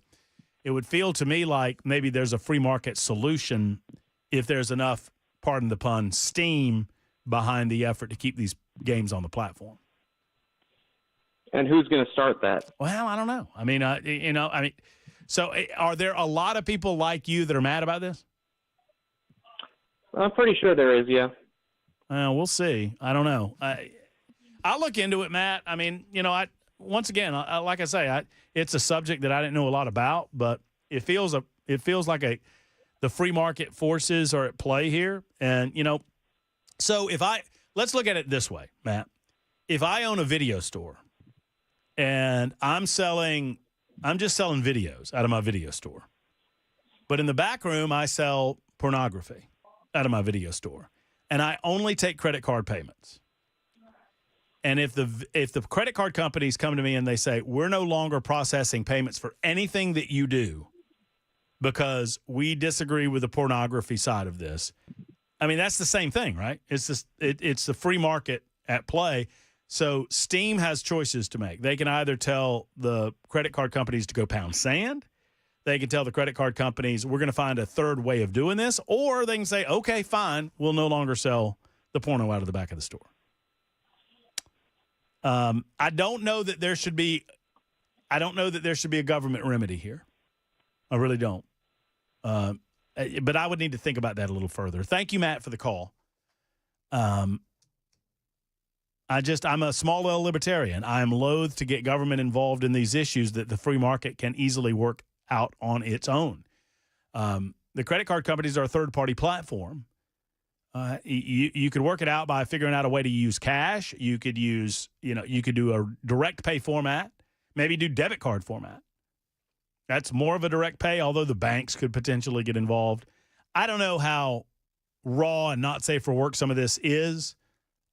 I'm imagining that it's pretty raw and not safe for work if the credit card companies are saying we're going to I feel like they let you buy a lot of things with credit cards, and if they're not, I can go online and buy a lot of sleazy crap with credit cards. I feel like if they're drawing the line here, it must be pretty bad. I've never used Steam, so I don't have anything on this. Well, it's just a platform where you buy video games.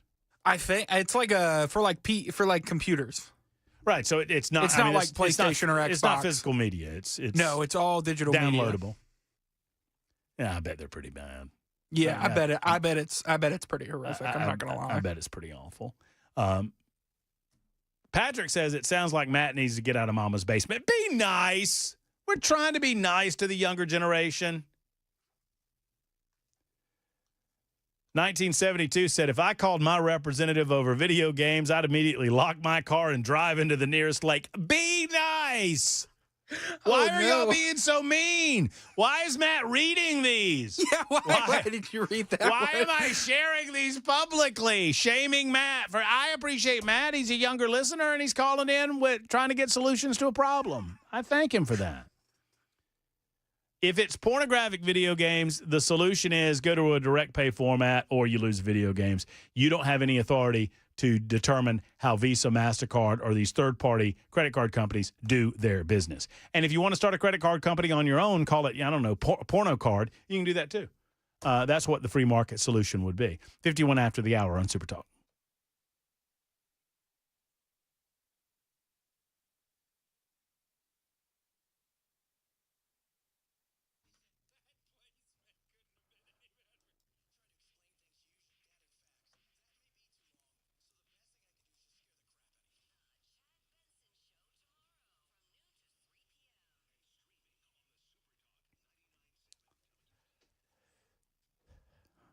Hello, friends. Might I a moment to talk with you, gentlemen, about the possibility that you'll lose a step or two at some point in your life? And yes, a step or two might come in the form of bedroom activity. I understand that this is a sensitive topic, men, but it's one that we must address.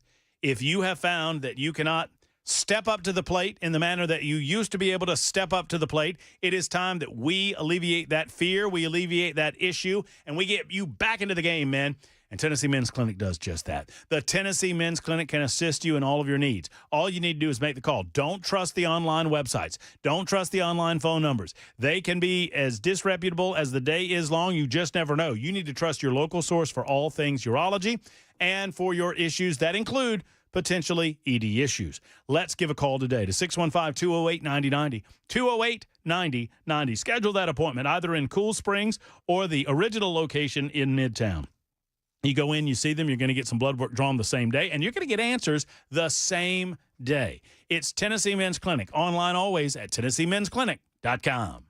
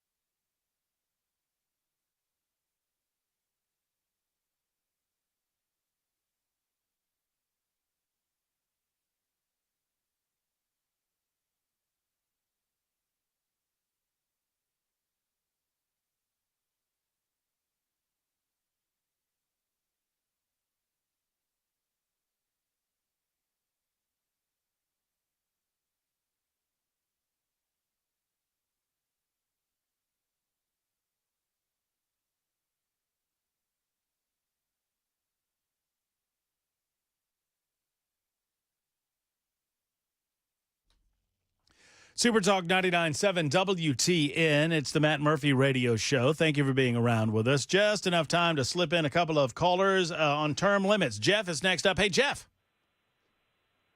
Hey, Matt. Hey, Jeff. Hey, unfortunately, we need term limits in this country because the majority electorate aren't smart enough to keep from destroying themselves. And as long as we let these politicians get in there for life terms, basically, what they do is they give the goodies to the people who don't pay taxes, and the people who's paying taxes, you got them on the hook for, we'll give you this, we'll give you that, as far as your manufacturing and tax cuts and everything else, and that keeps them on the line. But this country is got $34 trillion in debt, and there's no end in sight yet, which is just amazing to me because I was panicking when we was going into about $5 trillion in debt, thinking we'd never get it paid off, and now we're spending more money for the interest on our debt than we're spending on defense. Well, we need to figure out a way to stop stupid people from voting. Yeah, our founding fathers had it right. The only people who could vote back at that time was the people who paid taxes, basically. Yeah, landowners and everything else. I get it. Jeff, great call, great thoughts. I wish I could get to more of it. I promised I'd get to Lee real quick. Lee's only a minute, but it's yours. Take it away. Hey, I met Phil and Campbell Valentine one day at an event when they was doing the Diamond Gus Jeans race car. Yes, sir. And we were talking about term limits, and I'm from Kentucky. Y'all know that. It's like, okay, they do term limits. Hey, Lee. So that means... Mr. Lee. It means... Mr. Lee. Yes. Call me back tomorrow if you can. I'm sorry, but I'm getting the wrap-up signal. I got to go. I mean, we're just out of time, and I apologize for that. But call me back tomorrow. We're out of time. It's Super Talk 99.7 WTN.